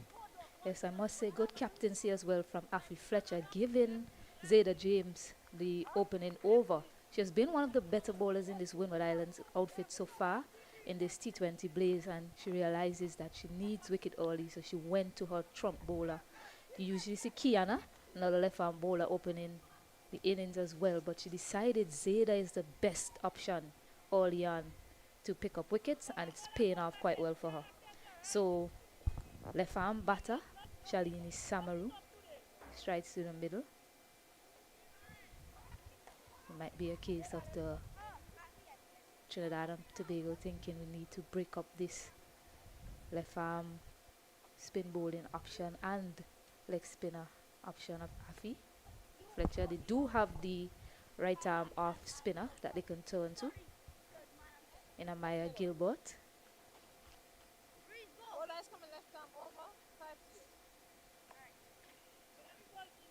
So Zeda James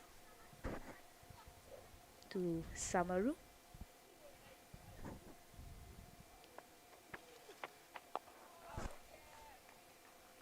Samaroo fully forward, quite watchful to start Trinidad and Tobago.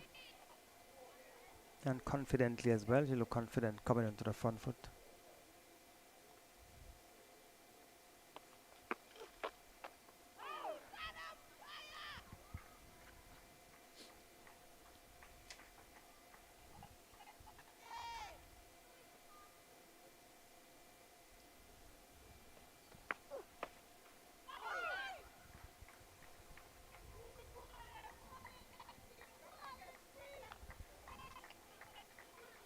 Four dot deliveries in this over so far, and a wicket.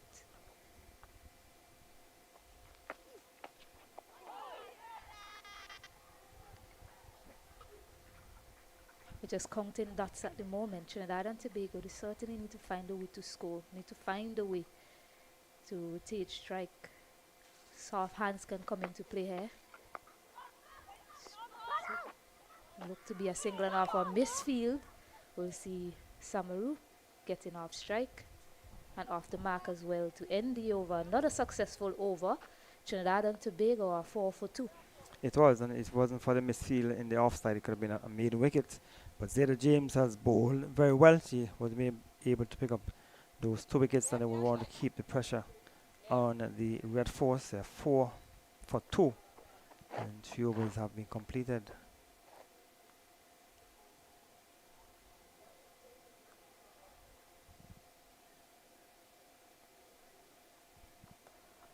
So Fletcher will bowl a second over.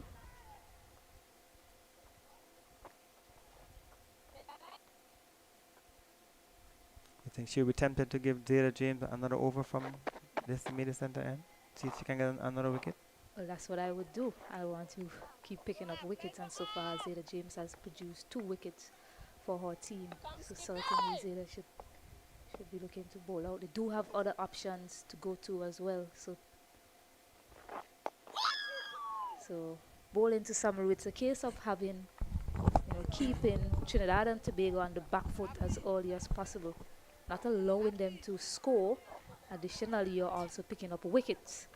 So things are in check for the Windward Islands. So I think I'll give Zeda another over from this end. Oh, yes. Angara. Let's go, girls. Let's go, girls.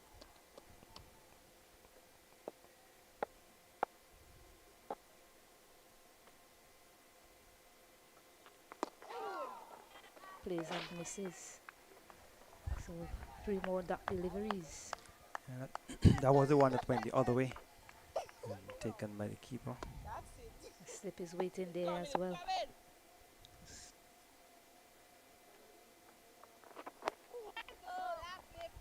Samaroo has to be careful with how she floats outside the off stump. The slip is in play waiting.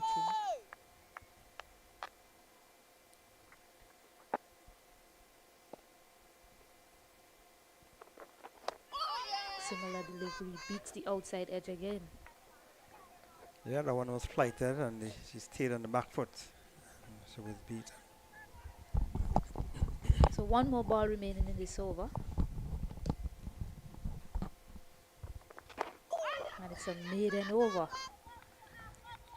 So 2 overs to Afi Fletcher. No runs scored off it just yet. 4 overs gone. Trinidad and Tobago 4 for 2.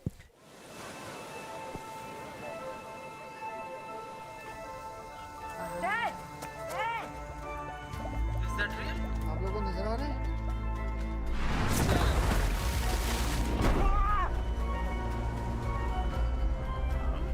well hit away it goes that is a ridiculous and look at this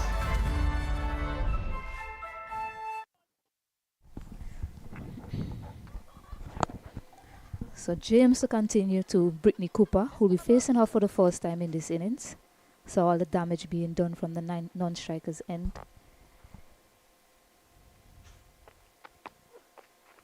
Looks to go at it right away. Just narrowly missing the outside edge and the off stump as well. Yeah, she was looking for the mid-wicket area. She missed it. And the keeper didn't collect cleanly.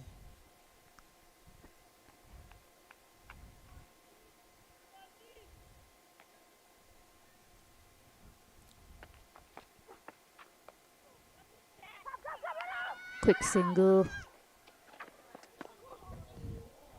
Get it in the end. Unfortunately, Zeta James got that on her hand. She's gone down in some pain, so not good signs here for the Windward Islands. Yes, it was a delivery on the off stump, and she got it to the left of the fielder at the point area, and they were able to go to for a single, but the return came in. Seemed to have shock her on the hand. Let us hope that she'll be okay. She's in the middle of a very good spell. Her third over, just picked up 2 wickets, and certainly we want to continue to put the pressure on the Red Force Divas after the Red Force won the toss and inserted the Windwards. Yeah, she seems to be okay. It's probably from the initial pain from the blow, and just needed the pain to ease off a bit. So she seems good to go now. Samaroo is back on strike. Just one fielder out on the mid-wicket boundary.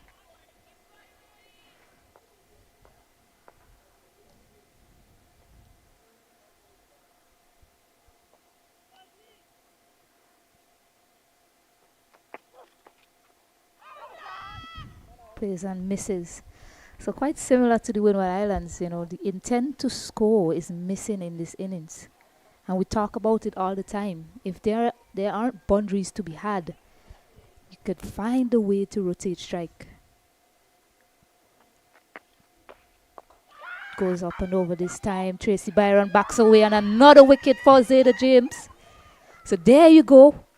Every over so far that she has bowled, she has picked up a wicket, and the left-hander Shalini Samaroo has to walk back. Trinidad and Tobago in danger here. Yes, I don't think it is good batting by the Red Force. She was again looking for that big shot. That the ball was pitched wide of the off stump and probably spinning away from the left-hander. She was looking to hit it over extra cover. Just managed to get the toe end of the bat and a good catch at extra cover. Yeah, the intentions all right from young Samaroo, looking to go up and over the infield, which we see as a productive area for most batters in the tournament. Unfortunately, she couldn't connect well. Just didn't have the power, didn't have the reach. She had to reach at that wide delivery, which accounted for her demise in the end. So Janaba Joseph is a new batter in.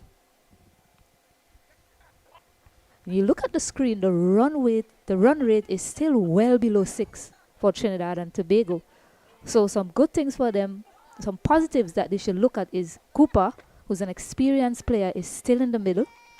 And you have Kirby as well. Yes, you have Kirby to come. Batter. Promising Janaba Joseph, but to the right of the screen, that wickets column, 3 wickets down early in the power play. And then next to that, the scoring rate is going nowhere. So they need to find a way to score, Trinidad and Tobago. Innings has been, fair to say the innings has been stalled.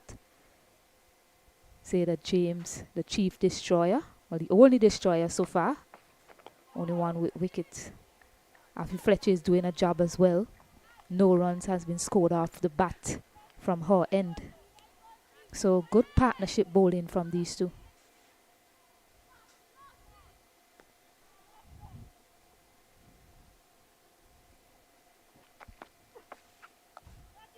Cuts it well, but straight to that fielder at point. Another over completed. 5 overs gone.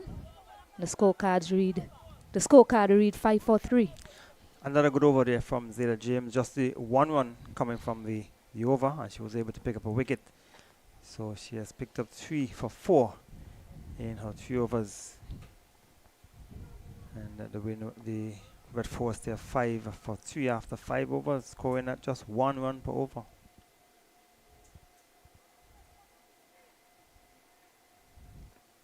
So Afi Fletcher will continue. It's just that 1 run actually off her bowling, off the bat. Well, actually, it was a wide if I can recall. Nothing off the bat just yet.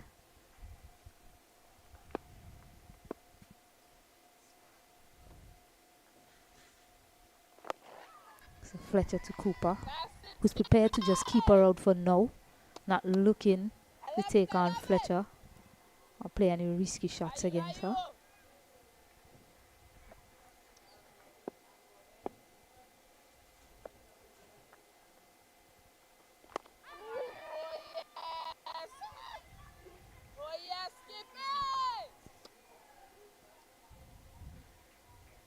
Still very, if you look at the field is on the circle with the exception of Kiana Joseph. They're right on the edge of the circle.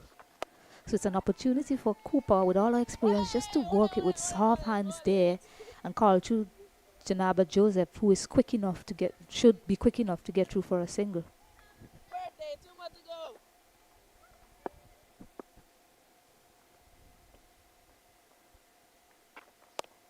Looks to pull this one away. Straight to short mid wicket. I love what you're doing. I love what you're doing,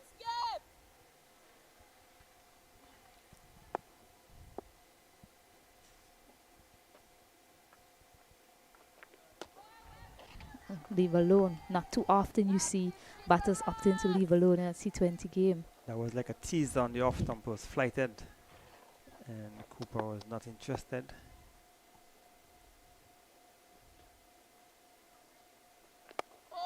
Yeah, Cooper has to play the long game now. She has no choice as the over is completed. Another maiden over, 5 for 3 after the power play. Excellent from the Windwards. Exactly what they would have discussed at the break. That they want to try and keep things tight and pick up wickets. So they did. They would have gotten 3 wickets from the 6 overs. The Red Force only managed to score 5 runs. So good going for the Windwards, looking to win the first game in this T20 Blaze. Yeah, so that's what I was saying. Cooper right now should be thinking 3 wickets down. Run rate required is still within grasp. So she, as the most experienced campaigner out there, has to look to take it as deep as possible. So Zeta James will bowl out, as I suspected. He's favouring that right hand from that blow, but she's still fighting for her team.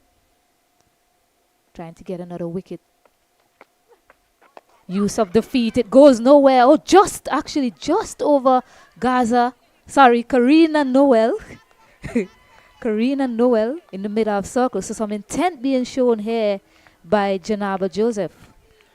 And she came down and she just managed to get it over the fielder at mid-off. I was able to get 4 runs. So a welcome boundary to the Red Force team. So with that boundary, they have gone on to 9 in over number 7. Yes, I do apologize, Karina Noel, popularly known as Gaza by her peers. Have to ask her why she's called that at some point in time. So Zeta James to continue to Janaba Joseph. Walks this one, but straight to short mid-wicket. So good intentions being shown from Janaba Joseph, looking to go up and over the mid-off fielder. The right option as well.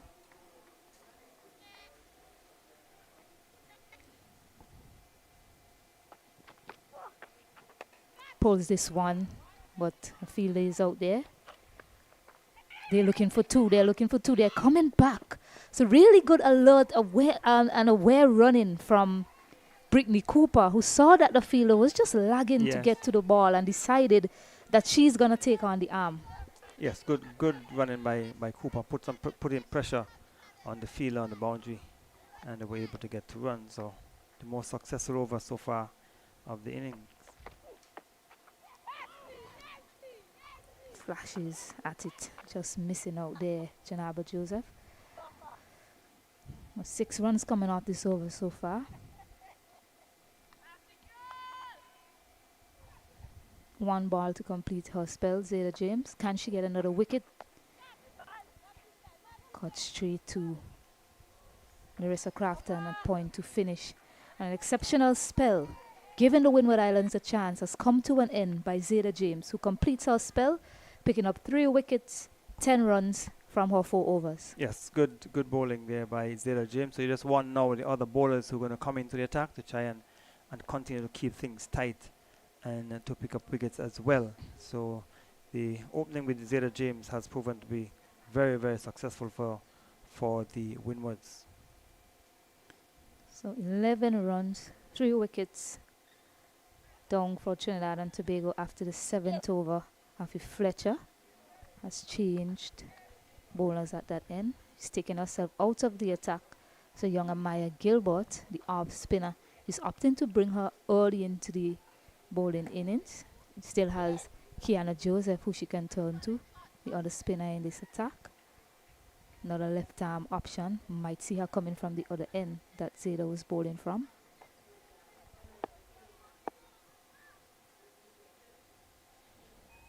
So the field is well spread for young Amaya Gilbert, giving her the protection. It's a young bowler just learning her craft. The skippers are giving her a long on mid-wicket and cover out. Driven. Nice hand there by Kiana Joseph. Good feeling. It was driven. It left the bat quickly, and Joseph did well.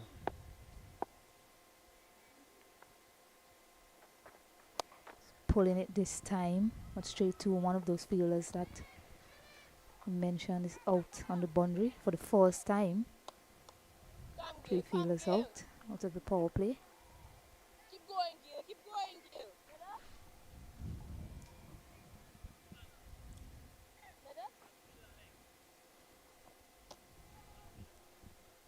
Let's go, Gil. So Joseph now on strike.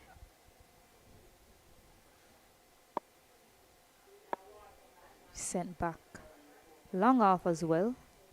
So 4 fielders out now for Maya Gilbert.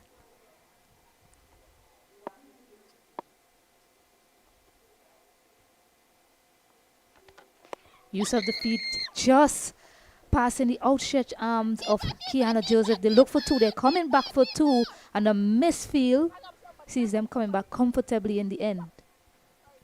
So a good effort by Joseph at extra cover, and then the fielder down on the boundary had a misfield, and they were able to come back for a second run. So Brittany Cooper looking to put pressure on Tracy Byron, not for the first time in this inning so far. Beats the outside edge. Bunks and turn there from young Amaya Gilbert. That's where the skipper will be hoping she can stay. Don't want to get too full to these batters. Bit of width offer this time, pulled into the mid-wicket area. They should get 2. Strong throw there from Karina Noel, but still manages to get 2 in the end. We're seeing some much-needed impetus in this partnership for the Trinidad and Tobago team.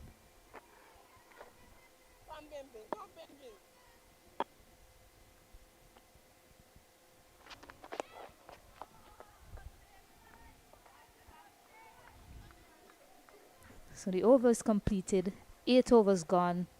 Trinidad and Tobago 16 for 3. 5.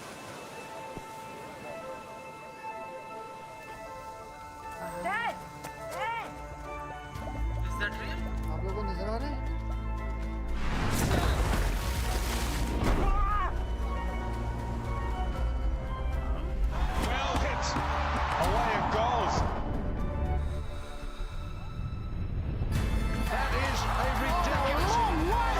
this.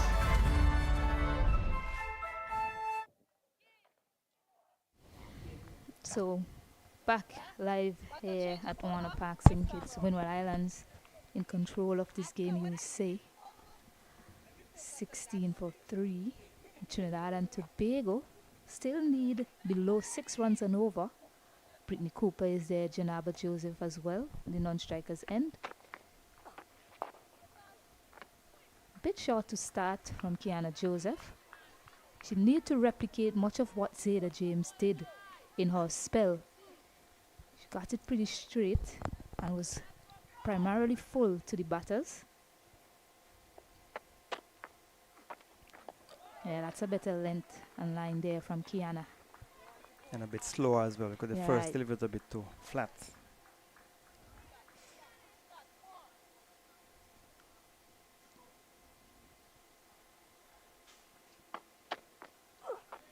Too short, pulled away. The Tracy Byron in the deep. Is she going to try to take her on a misfield again? Janaba Joseph is coming back. There's a huge mix-up. And she doesn't connect cleanly. This should be overthrows as well. It's all happening on that delivery. My goodness, and some lucky runs for Trinidad and Tobago for what should have been a certain run out. Results in what should be 6 runs, I believe. Or should it be 5? We'll see a moment. The signal from the umpire. A lucky break there for the Trinidad and Tobago batters. Terrible mix-up between the two batters, and a terrible miss by the keeper as well. I think she was a bit too anxious. She probably took her eyes off the ball and she missed it and gave her some extra run. Yes, how will that come back to haunt the Windward Islands? This is their 3rd game, and they have given a lot of chances to the opposition. And usually when that happens, that batter goes on to score runs. Rashada Williams in the first game, Trishan Holder in the second match, both went on to make half centuries. Janaba Joseph on this occasion getting a life. Cuts it well, but straight to Zayda James. And she had enough time to collect the ball and break the stumps, but she didn't, and that could prove to be very costly.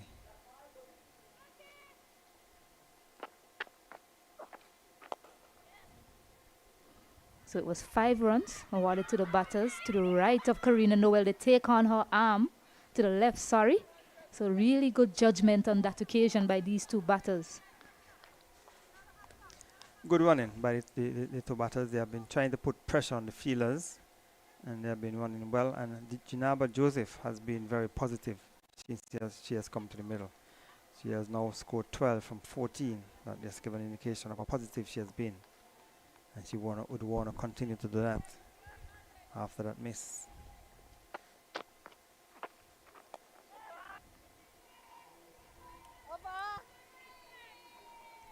So 7 runs coming from that over. After 9 overs, 23 for 3, Trinidad and Tobago women. Yes, so they want to continue to put on a good partnership. As I said, Joseph has looked positive, and Cooper, who opened the batting, has been able to put pressure on the Windward Islands fielders. As you see in the background, the Deepwater Port where the cargo vessels normally dock. That was the original Deepwater Port before Port Stante was constructed. And you can see Nevis Peak in the distance as well. So Gilbert will continue from that far end.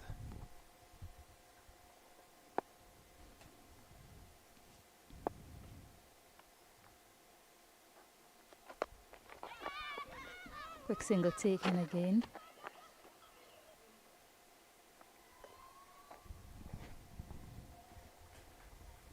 So these two have been running quite well. They've picked the fielders that they're going to take on. They're dropping with soft hands and running. This is basically all that's required for Trinidad and Tobago, because the run rate required is not out of reach. Use of the feet. And this is what has been missing from the Trinidad and Tobago openers. Look for 2, it's not on. And we've seen that from Janaba Joseph since she's come out to the middle. She's looking to take on the spinners by using her feet. And it's been successful for her so far.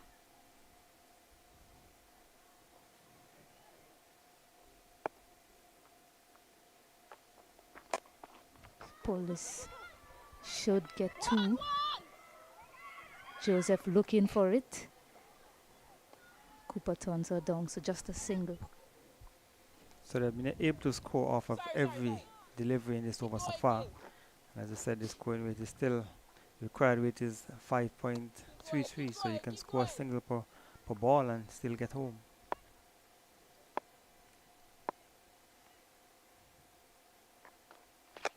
Tries to go big down the ground.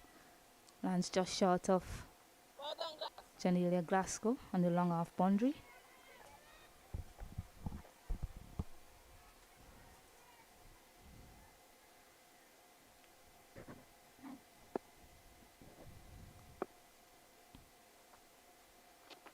Use of the feet by Cooper.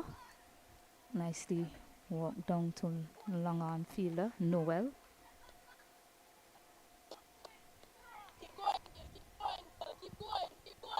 So one more delivery before a drinks break.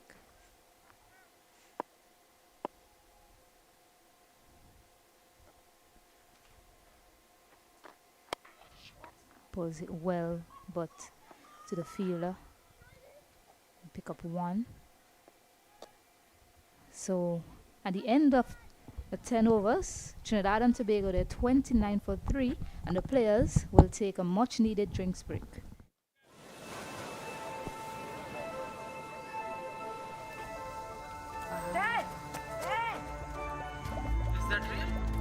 Well hit.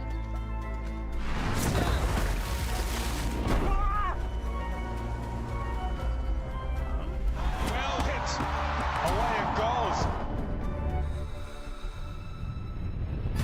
That is a ridiculous. And look at this.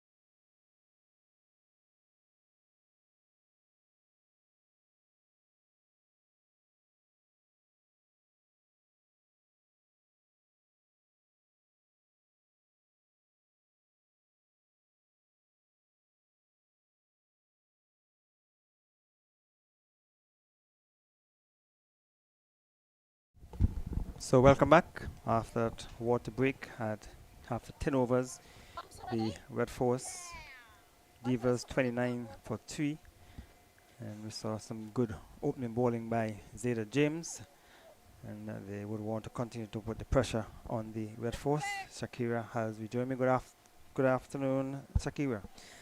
Good afternoon. Good afternoon, viewers. So Joseph is bowling. That's Kiana Joseph bowling to Janaba Joseph. who has been positive since she's come to the middle. She's on 15 from 19. And she's facing up to Kiana Joseph. And they will get a single into the onside. So these two has, since Joseph, but Joseph has come to the middle, she has looked positive. And they just require, the required rate is 5.38. So even though they would have lost 3 wickets, if they can get a good partnership here, they can still pull things back. Yeah, these two batters are going to be key to the final result here today. Janaba Joseph has come to the crease and shown intent. She hasn't been afraid to use her feet to take on the spinners. Throughout, though, she's taken some risks and presented opportunities for the Windward Islands team. Unfortunately for them, they haven't been able to take them. Almost another chance there to the fielder at short mid wicket. Looks to be Pearl Etienne. Not diving forward on this occasion. The ball dropping just short of her. Yeah, it was a short delivery and Joseph was onto the back foot and got it dropped just in front of mid wicket. This time it's flighted. She used her feet and will just get a single. So he has been not afraid to use her feet as Joseph. She has been looked quite positive since she has come to the middle. So with that single, total has gone on to 32 for 3. Yeah, the game somewhat in the balance. Require rate just 5 point chance. And no Windward Islands take over. Yes, and Cooper just came down and played it straight down to Etienne at mid wicket, who took a simple catch. And Cooper has given her hands away. Just played it straight into the hands of Etienne, and the 4th wicket have been dismissed for the Red Force. Yeah, and Brittany Cooper will be very disappointed with a fairly tame dismissal. She faced 24 deliveries, only got to 11 runs, but she needed to bat on. She opened the batting today once more for the Trinidad and Tobago side, and she was key to their chances of winning this game. Easy chance held by Pearl Etienne at short mid wicket.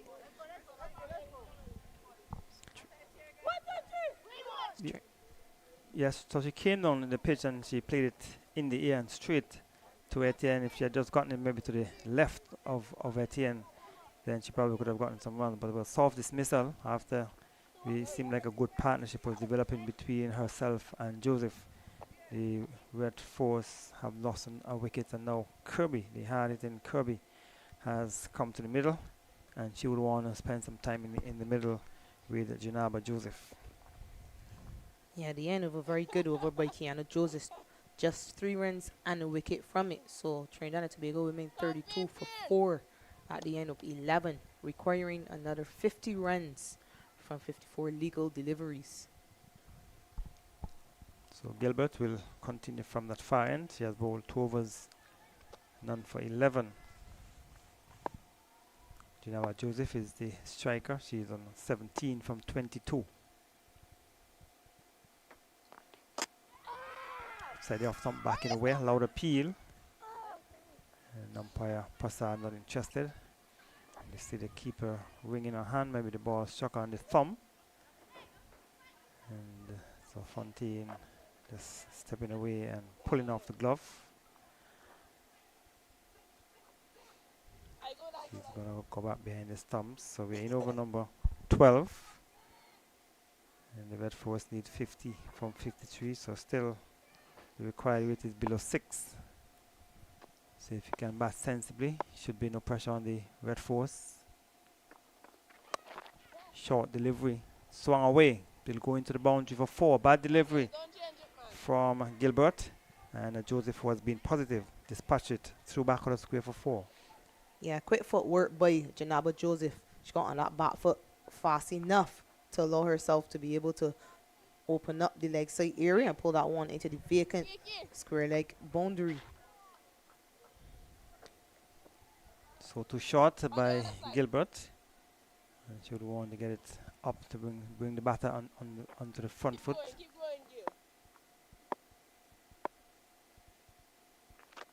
This time it's over toss and swung into the onside, down towards straight mid wicket for 4. Full delivery and punish. So 2 consecutive 4s for the Red Force team, that easing the pressure of the batters. Yeah, just a shimmy down the pitch. It was going to be a full toss either way First one hit to the right of the fielder at deep mid wicket. This one hit to the left. Support bowling by young Gilbert. Not quite finding her lengths. Joseph is able to capitalize. She moves to 25 from 25 deliveries. Required rate drops now to below 5. Gilbert has been expensive. She's in a third over, 19 runs have come so far from the bowling. I know the umpires having a chat. Not sure what the issue is. They're calling the skipper Fletcher. They're having a word with Fletcher. Don't know if he has anything to do. It cannot be the full ball. I don't think he has anything to do with the full delivery. Or maybe Keanu Joseph maybe is having some words with the batter. But all seems to be well. The captain has gone back in, is going back into a position. So we know over number 12.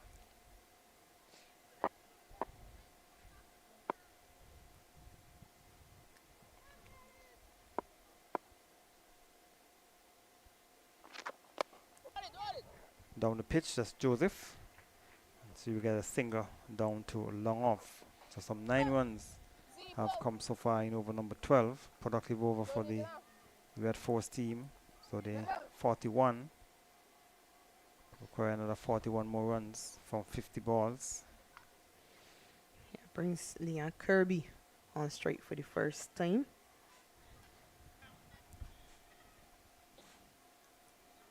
Two deliveries remaining this over.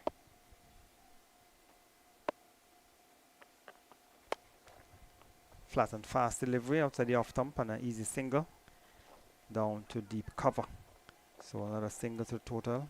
10 runs have come so far from the 5 deliveries. And the Windwards would have to continue to pick up wickets if they are to win this game here this afternoon.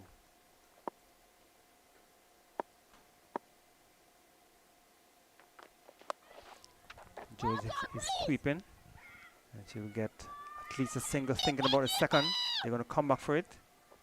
The return comes in on the bounce, but Joseph is quickly through for the second run to the end of over number 12. Some 11 runs coming off the over, an expensive over for the Windwards.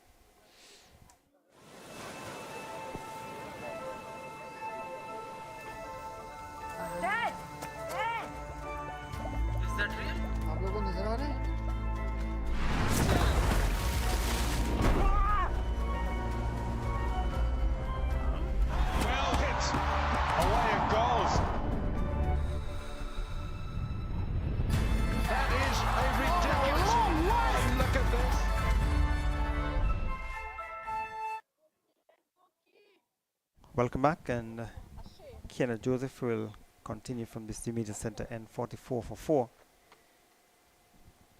And Leanne Kirby, she's a hard-hitting batter. She's on 1. Now the Janaba Joseph is on 28 from 27 and has looked good. Yeah, if you're trained on a Tobago batter,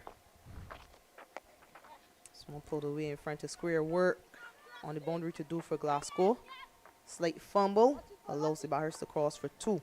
If you're trained on a Tobago batter and you're looking at the bowlers left, after Fletcher only has 1 more over, Kiana Joseph is into her 3rd. Young Gilbert, the off spinner, has been struggling.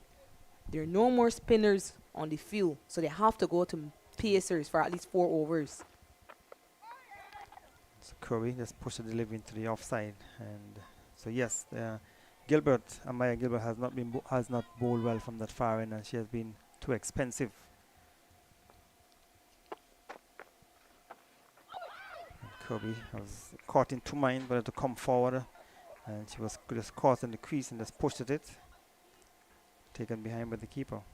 Yeah, so Trinidad and Tobago should be thinking they're in control of this game. Even though they lost the early wickets, a slight misfield by Captain Fletcher allows an easy single. Even though they lost the early wickets, the bowlers remaining, you think, are not going to be as threatening enough to bother at least these 2. So the key is these 2 batting for as long as possible, possibly to the end. Off the outer portion of the bat, he's going down to a 3rd man, and they will come back for the 2nd one. Joseph Return come down to the final chance of run out. Is he out? Yes. Kirby was caught napping as the return came down towards the keeper's end, and they have lost another wicket. Kirby has been run out, and the Red Force have lost their 5th wicket. Yeah, just completely unaware of the fact that that ball was coming to her and Leanne Kirby, just ambling back, thinking she's running to the non-striker's end, so she was going to be safe. But good awareness by Afi Fletcher, throwing to the further end, catching Kirby napping. It's very team dismissal. And I think she probably was fooled by the bowler as well, Joseph, because she was just there standing as if the ball wasn't coming to her. So that probably kind of threw off Kirby as well. Maybe she thought the ball was going down to the far end. And then she took the return and then removed the bails and she was short. So 48 for 5. And so it's Ramarak. Karishma Ramarak has come to the middle. And you're just indicating that even though they would have lost 4 wickets, if those two could have batted for some time, they could have put pressure on the Windwards. But now with the loss of Kirby, who has been one of the batter who has been making runs for the Red Force, that certainly puts some pressure now on Janaba Joseph to stick around. So Joseph will continue as Kiana Joseph, and she'll be bowling to Janaba Joseph. She will get a single into the offside misfield again, and they will come back for a second run chance of a run out, but the return was a bit too wide, so mix up in communication between the two, but a poor return and misfielding again by the Windward's fielder, and they were able to get 2 runs in the end. So the over is completed. 50 come up for the Red Force, 50 for 5 after 13. Yeah, miscommunication by the two batters, Karishma Ramarat, the new batter who's walked to the crease. And there was another opportunity for the Windward Islands to take full control of this game. Unfortunately, it was a bad throw from Kimon Homer in the deep.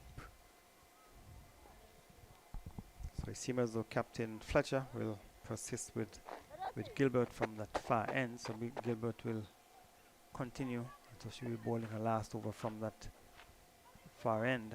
And she'll be bowling to Ramarak. She'll be facing her first delivery. So Joseph. Janaba Joseph is on 31 from 29. So for Ramarak, we have mid wicket on the fence, a long on. And all the other fielders, well, this seems as though they feel that long leg will not. She will stay inside the circle at the back of the square. And Ramarak is pulling to the onside, thinking about this second. They're going to come back for it. As there was the fielder running back from long leg who completed the fielding. I thought the fielder coming off the boundary should have been the one to collect it. But he went to the fielder running back from long leg. Allow the batters to go through for 2. So 2 more to the total. As the Red Force inches closer to the target of 82. So Ramarak looking to play it into the onside. Came from the outer portion of the bat and went just to the right of the bowler. So some 30 runs required at 4.5 runs per over. We're in over number 14.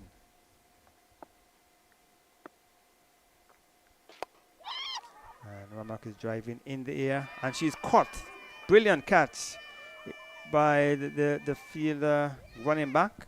That's Glasgow it looked like. Or Noel. Noel running to her left from mid-off, and she has taken the catch. So the 6 wicket have been dismissed, and the Red Force are 52 for 6.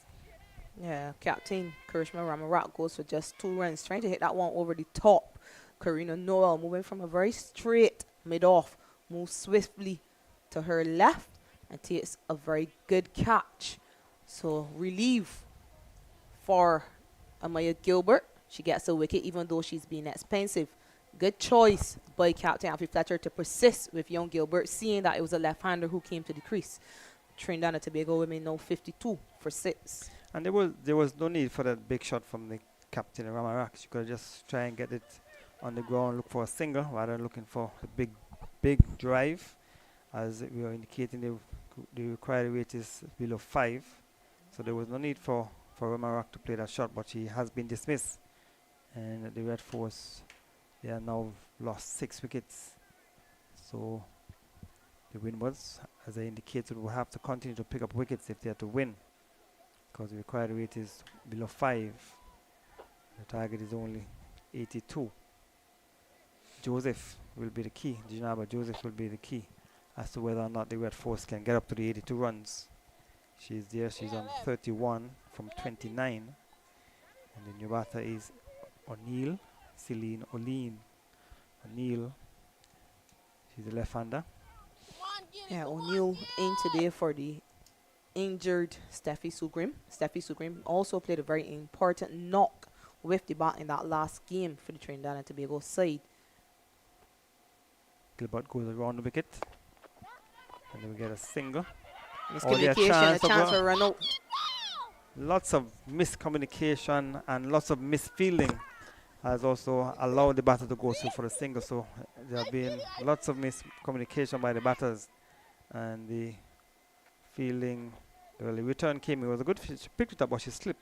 She slid in the end, and the return was a bit wayward. Nobody able to go through for the single. Yeah, it really should have been a very easy run. So lots of miscommunication by the Trinidad and Tobago batters. Quite similar to what we saw when the Windward's team was behind. Say the James had to run from behind square to her right.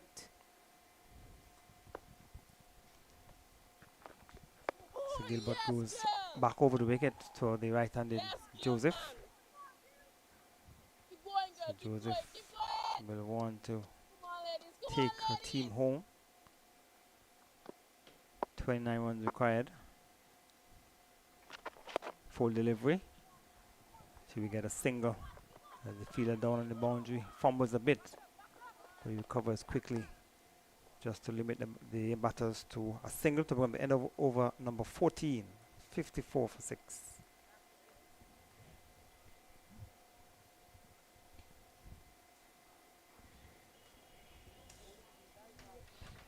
So Celine O'Neill and Janaba Joseph, the batters at the crease for Trinidad and Tobago. Young Samaroo Ramnath, who opened the batting in the 50-over competition, is yet to bat. And you see on the seas, boat heading across the waters.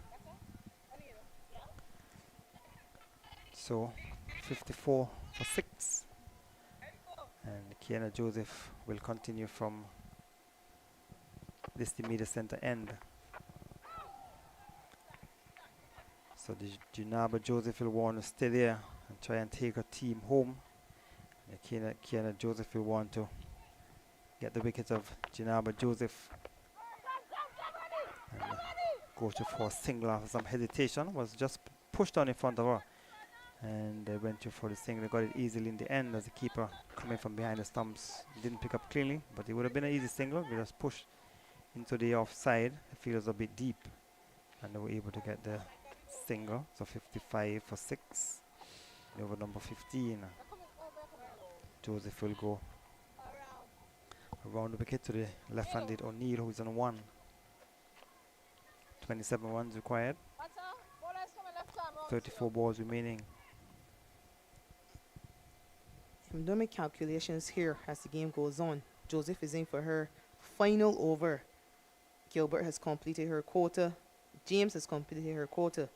Afi Fletcher has 1. So it will be Afi Fletcher and the Pacers to bowl the remaining 5 if the allotted 20 overs is required.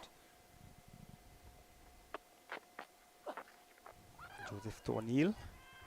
And she's beat outside the off stump, just looking to guide it into the offside. And no slip. And Joseph is bowling around the wicket to left-handed O'Neill. Floated up on the off stump, and O'Neill thought about it, but she was a bit too far out of reach because she was her back leg was stationary. Again behind with the keeper, so 2 deliveries remaining in over number 15. Get the slip in, get the slip in. This time she's into the offside. Chance of a run out, goes down towards the far end. But Joseph is quickly home, and they will get an overthrow. They have come back for 1 extra overthrow. Is thinking about the second. They will get it.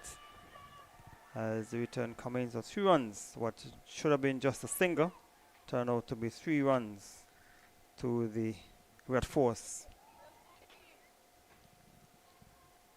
Yeah, a bit sloppy by Ernisha Fontaine behind the stumps once again. Perhaps the ball bounced a bit too close to her for her to get in a good enough position.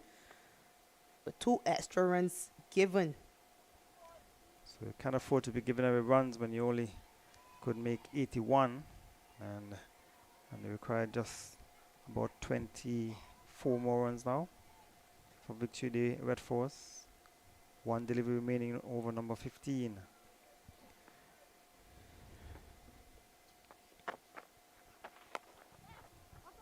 So we get a single at least as the fielder comes in off the boundary to bring up the end of over number 15.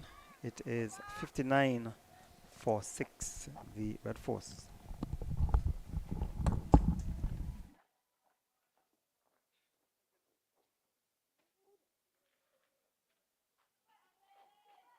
Tobago, Kanisha Isaac, Samaroo Ramnath, and Kerbina Alexander. As Stacey and Adams joins me for the final 5 overs. Trinidad and Tobago women 59 for 6, needing a further 23 runs from 30 legal deliveries. Afi Fletcher will come for her final over. She's only gone for 1 run from her 3 overs, Afi Fletcher, and that 1 run was a wide. Today she opted to bowl in the power play with a very low total to defend. She'll be hoping that she gets a wicket here. This could make all the difference in this game.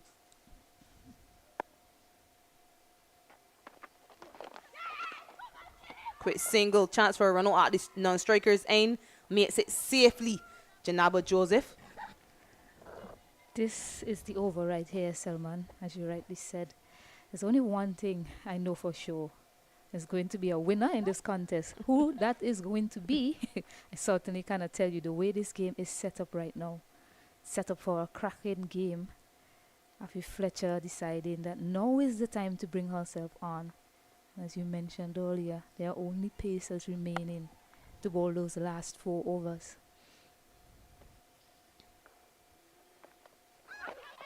Looking for a quick single once more. A diving stroke by Zeta James. They're all appealing. And that would have been the big wicket of Janaba Joseph. Umpire says not out. So another big moment in the game. Yeah, good effort by Zeta James coming from Botworth Square, trying to get Joseph. Oh, it wasn't a direct hit. Fontaine had to drag it onto the stumps, and perhaps that being the difference, allowing Joseph to make it safely. So lots of chances being created in the field. These 2 batters are trying to run for almost everything. Joseph knows that it's basically all on her. But she's putting her body on the line. She knows that she has to be the one to see it home for Trinidad and Tobago. Yeah, Janaba Joseph 35 from 35 deliveries. So she's played the turning knock for this Trinidad and Tobago side so far, but she has to be there at the end. Driven uppishly past Kiana Joseph, who is in very tight at extra cover. Call for 2, chance for a run out, and certainly she will be run out, Celine O'Neill. So finally, the Windward Island side, they're able to complete a run out. Trinidad and Tobago now 62 for 7. Yes, a nice throw in. Nice bunks to Afi Fletcher, who collected cleanly, importantly, and executed the run out of Celine O'Neill. But Trinidad and Tobago will be saying to themselves, Janaba Joseph is still there. So too the Windward Islands, because they're probably thinking, surely not. Surely not. We have given another chance to another batter.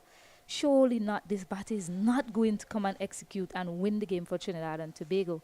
So I don't think they'll rest until this game is finished and they have the game in the bag, or they see the back of Janaba Joseph. This game has been a roller coaster. Completely entertaining. And do not move from your screens. We have no idea who's going to win this game. Janaba Joseph, as you rightly said, is still at the crease. She holds the key.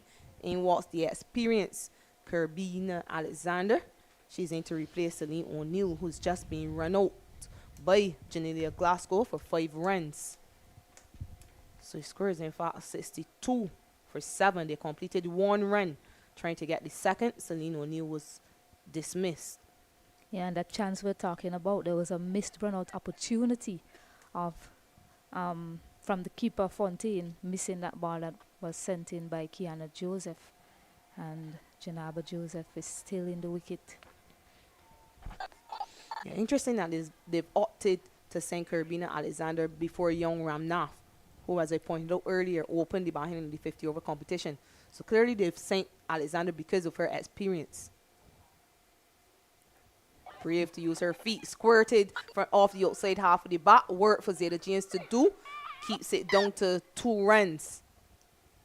Yeah, she's been quite brave in this innings, looking to use her feet, and that has been one of the difference as well. She's the only batter that really got off for the Trinidad and Tobago team, and it's because she's used her feet well, and any loose deliveries that were served up to her, she's put them away as well. So positive batting from Janaba Joseph. Just 2 deliveries left for Fletcher. Turn and bounce. But importantly, Joseph doesn't edge it. She's still there. Just 1 delivery left. You're Kerbina Alexander. You just walked to the crease. I'm sure she would have been telling Joseph, just see off Afi. Just see off Afi Fletcher. And then the Pacers are coming. It will get easier. He uses her feet again. So very brave from the youngster. But a dot to end the over. A very good spell by Fletcher. 4 overs, just 6 runs. Trinidad and Tobago now 64 for 7 at the end of 16.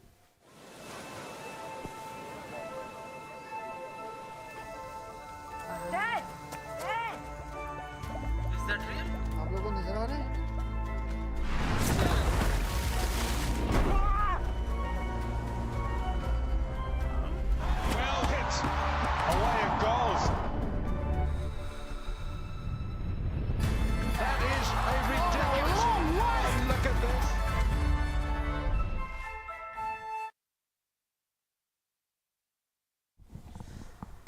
So tense situation here at Warner Park in St. Kitts for match number 1 of round 3 of the West Indies Women's T20 Blaze between Windward's women and Trinidad and Tobago women. Trinidad and Tobago women 64 for 7 in 16 overs in pursuit of 82 for victory. Janaba Joseph holding the key for this Trinidad and Tobago side. She's 38 of 39. Kerbina Alexander, her partner, yet to face the ball. Yes, and with the Pacers now being introduced into the attack, because as you mentioned, Afi Fletcher, she has no choice now. All of the spinners are bowled out. It's a matter of execution, because Kanisha Isaac was able to execute and bowl quite well on the surface as well, picking up 2 wickets, I believe, or was it 1? So if the Pacers are able to execute well, I remember at the back end of that innings against Barbados, they bowled quite too many length deliveries to Trishan Holder, who took advantage of that. So I think Afi Fletcher will be asking her Pacers to be full and straight to Kerbina Alexander, especially to Kerbina Alexander. It's interesting, actually. Janelia Glasgow is going to bowl spin. She has actually bowled spin before, so this is not her first time bowling spin. She actually has a 5-4 at the Windward Islands tournament, a tournament between St. Lucia, Dominica, Grenada and St. Vincent. She has a 5-4 bowling spin, so they have asked her to bowl some spin here. And I was wondering why Fontaine is coming up to the stumps. Yeah, they continue to gamble this Windward Island side. Gambled initially with Fletcher taking the new ball and sending down 3 overs in the power play. Now they gamble with Glasgow to bowl spin. Deep mid wicket, long on and long off on the boundary. Starts with a no ball, so it will be a free hit to Kerbina Alexander. Oh, blunder you could not afford if you're a Windward Islands player. Oh, wow. No ball, a free hit. My. Trinidad and Tobago, they cannot believe their luck here. The replay there indicating, showing clearly that she has overstepped. So a free hit to Alexander. Uses her feet, gets it over the fielder, extra cover. Can the fielder at long off get around Crafton? She does well. 2 runs added to the total.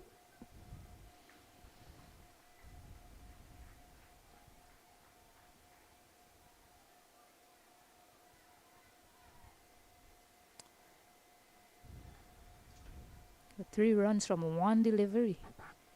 15 required of 23 runs. 23 deliveries, sorry. Thinking to go for a quick single. Wisely turned around Kerbina Alexander. It's a better ball from Glasgow. Much straighter. Yeah, so 6 fielders in the circle when Alexander is on strike. She'll be trying to get Janaba Joseph back on strike. Where can she pick up a single? Blocks another one. Yes, it's smart batting as well from Corbina Alexander. She's reading the play here. She already got 3 runs off 1 delivery of the over so far. So unless a delivery is loose, and she gets a wide as well, there's absolutely no need to take any risk in this over. Yeah, just to wait on that occasion from Trinidad Glasgow.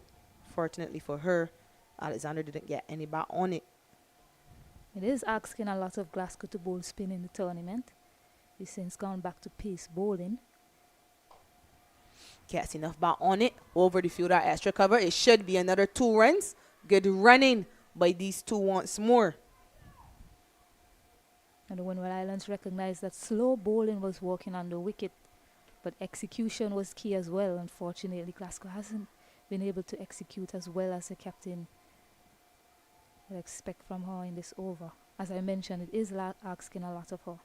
Yeah, forces a change in field. The fielder from short square has come over to another extra cover. The fielder at cover has gone on the boundary. So protection on the cover boundary for Glasgow.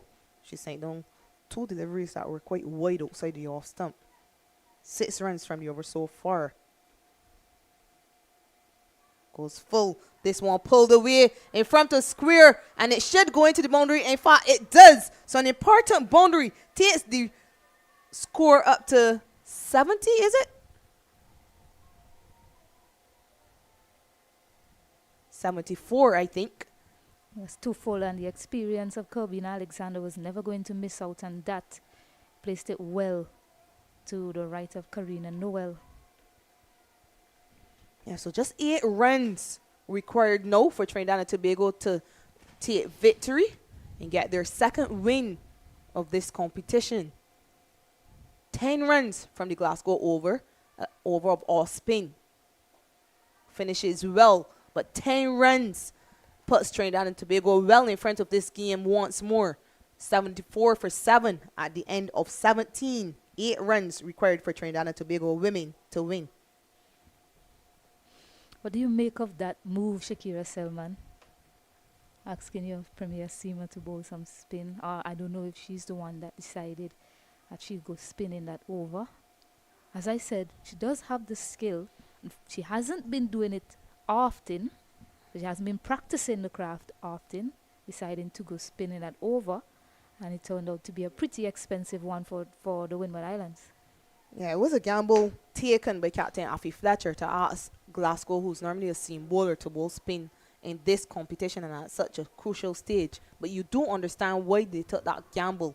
And all of these problems have been created for this Windward side because they did not make enough runs. And also because they did not take all the opportunities offered to them by the Trinidad and Tobago side. So it was a gamble taken, did not pay off for them. But now Pearl Etienne will have to take a wicket here. 8 runs from 18 deliveries. Trinidad and Tobago well in front. Yes, it'll be interesting to know whose call that was, whether it was the bowler's call or the captain for her to bowl spin in that over. But she's a pretty confident operator, Glasgow, so she would have backed herself to bowl a pretty tight over there. Unfortunately, it didn't pay off. Just 8 runs remaining. Are we going to see Paul bowl some spin now? Well, the keeper is back, so it looks as though she's going to be bowling pace. Certainly not. I've never seen her bowl spin before, so she's going to stick to her craft and what she knows best. And right in the face, you spoke about the missed chances for the Windward Islands right in their face at this moment is Janaba Joseph, who they had a missed opportunity to as well, and has turned out to be the key batter in this innings for Trinidad and Tobago. Hit over the top, no fielder on the boundary at long on. So it is a safe option and it runs into the boundary for 4 runs. So only 4 runs required now. And it is a shot that she has executed quite well. She's played smartly. When the fielders are in the circle, that's when she decided to back her ability to go up and over the top.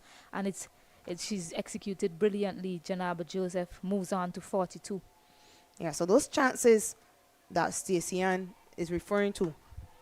On 6, there was a chance at extra cover. Kiana Joseph was unable to hold on. But on 10, there were 2 opportunities for the Windward Islands side to run out Janaba Joseph. She was just 10. She's 42 now. So she's added a crucial 32 runs since those 2 opportunities went a-begging. So that fielder at long on has gone back.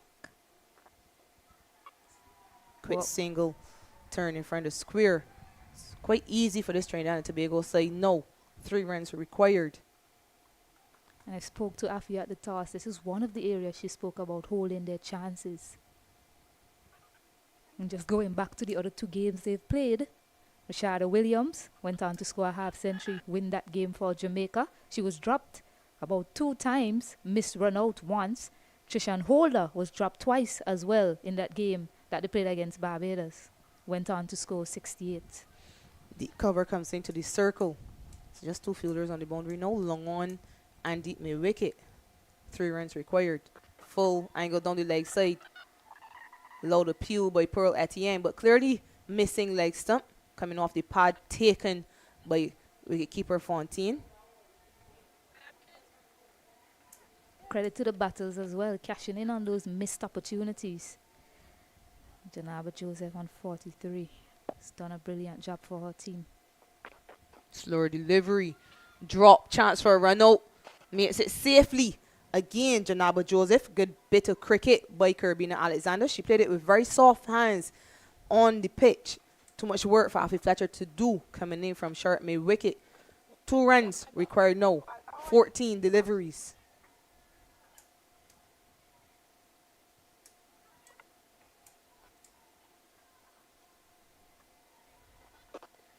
Windward Islands will certainly be ruining all of the missed chances, not only today, but in those other games that you just pointed out. It certainly costed them the game. Driven, stopped by Tracy Byron, who's just come into the circle.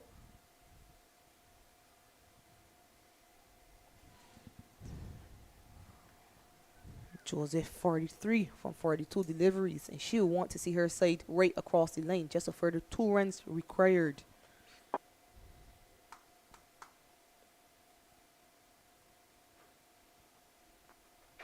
Pull, loud appeal, and she's given. She would have wanted to be there at the very end. Plays across the line, misses it, and that one certainly would have been crashing into leg stump. Can we see and set here? Just 2 runs required. Trinidad and Tobago now 80 for 8. You know, stranger things have happened in cricket before. But the position that they're in right now, Trinidad and Tobago, they just require 2 runs from 12 deliveries.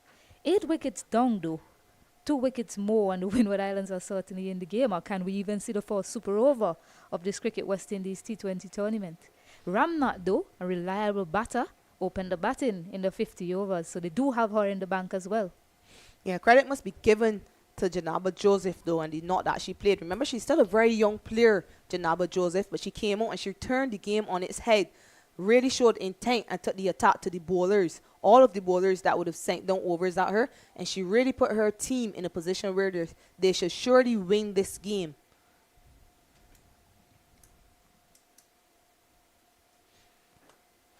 So young Ramnath, Janelia Glasgow has the ball in hand. I think she's going to continue with that slow bowling instead of pace, as we've come to know of her. So Alexander very experienced campaigner in the middle. Yeah, 6 runs and a wicket. The important wicket of Janaba Joseph in that Pearl Etienne over. But one would think that she's done enough for her side to get over the line. They need 2 runs, but they have 2 overs to get these 2 runs. The experience of Kerbina Alexander at the crease. She's on 9. Yes, mid-on and mid-off, they're in the circle. But I like to see them get a little tighter still. Because if Corbina hits there with the intention to run, she's probably going to pick up an easy single.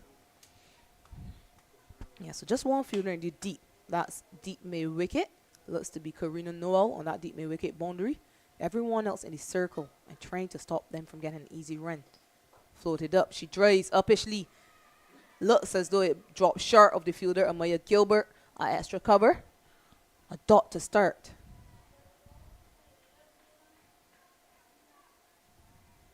Corbina is thinking she wants to finish this with one blow.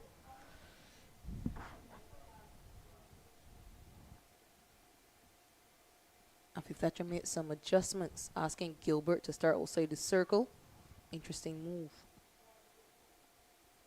Full toss, swung away behind square. That will be it. Certainly, that will be the runs Trinidad and Tobago side needed. So Trinidad and Tobago win this game by 2 wickets. It was a very tense game, but the experience of Kerbina Alexander has seen them across the line. It's the experience of Corbina Alexander, but a lot of credit must go to the brilliant way Janaba Joseph came out today and batted. When Trinidad and Tobago looked as if they didn't have a clue as to how to play these spinners early on, Janaba came out and showed intent, used her feet quite well, put away all the bad deliveries, and Windward Islands, they see themselves falling. Well, they're already at the bottom of the table, and another loss. Disappointed Windward Islands team. Trinidad and Tobago, on the other hand, will be happy. I think this takes them to 2nd place on the table now, behind Jamaica. Both teams on 9 points, but Jamaica ahead with a better net run rate. Yeah, so just to look at the table now, the standings, Windward women, this is the table before the start of this game. Trinidad and Tobago, they were in 3rd place. They've just secured 4 match points, which will take them to 9 points ahead of Leeward's women. Windward women, though, yet to secure a point. They've not gotten any match points or no bonus points, so they remain on 0, and they had an opportunity to win this game once more. Let themselves down initially with the bat, got to 81 all out in their 20 overs. Trinidad and Tobago women getting across the line, led expertly by the youngster Janaba Joseph. Final runs coming off the bat of the experienced Kerbina Alexander, taking this game by 2 wickets. Yeah, so do stick with us. We have another game coming up at 2:30. Jamaica takes on Barbados then. So thanks for joining us. Trinidad and Tobago victorious. Windward Islands have a lot of questions to be asking themselves after this loss.